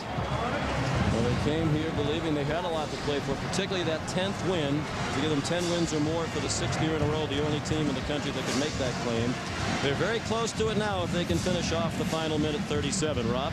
Well, it'll be up to Selman Young. You know, he came into the game with just 580 rush yards, second most this season for a Longhorn. Doesn't exactly sound like NFL numbers, does it? But Mel Kiper told me yesterday Young has a really strong chance to be taken on the first day of April's draft. He's improved his pad level. Quickness, change of direction, kick return ability, all that make him a top prospect. And he showed us something yesterday, guys, his attitude. When asked about splitting time this year, he told us, guys, it was a season where I had to understand this was what was best for the team. It's easier to split time when you have Jamal Charles as your 1A and 1B back. That's quite a combination as a 1-2 punch, which, frankly, that's where most football is going, is 2 solid running backs. Young still out there. Iowa might have been offside, but there are no flags down. Young upended by Marcus Pascal. Now the Hawkeyes cannot stop the clock. It'll be 3rd down. The clock will approach a minute to go. Go under a minute by the time of the next snap. Remember, the play clock is down. That's why you don't see it on the bug up there in the corner, and it's kept by the back judge. It will let the quarterback know when there's 20 seconds have gone by. He'll raise his hand and let him know that there's 5 seconds. We'll keep an eye on the back judge. Get the signal when they're down to 5 seconds on the clock. Looks like they might even just intentionally take a delay of game penalty here. They're not even up over the ball. Timeout. Or use their own timeout. University of Texas, 3rd and final timeout. So no timeouts left on either side. Time now for our Capital One players of the game. And some easy choices. Colt McCoy for Texas. 308 yards and 2 touchdowns to tie the single season freshman touchdown pass record. 29 for the year. And Andy Brodell, his 2nd straight huge game. 2 touchdowns on 6 receptions. 160 yards receiving. One of the questions about Colt and his recovery from his injury, Sean, was arm strength. Well, that was there tonight. And the other question was accuracy, because the injury, he felt affected of his accuracy, and that was there tonight. So all systems go for Colt tonight, and all systems go for Colt in the spring ball on the next season.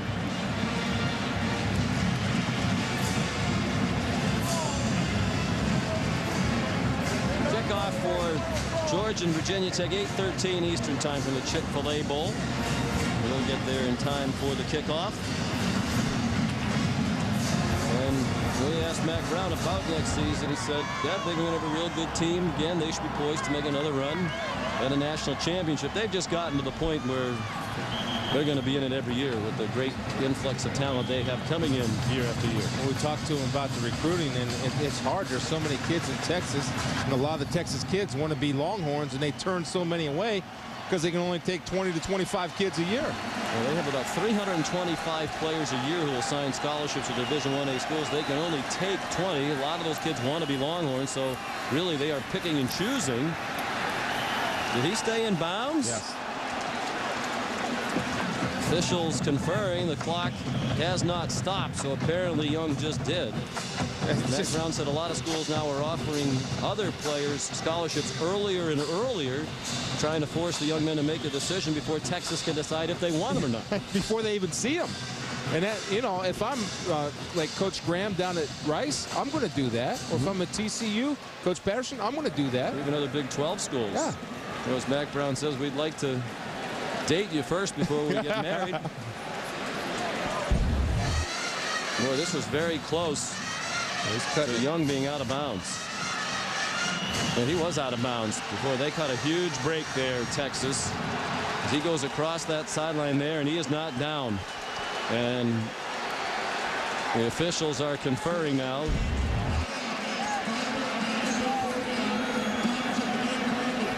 Seconds, please.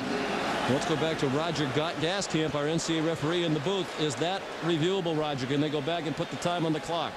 Yes, they can. If they did go out of bounds, it is, all lines are reviewable. And I think that's what Kirk Ferentz would like to see. They're not going to. Well, why wouldn't the officials be stopping the game here then?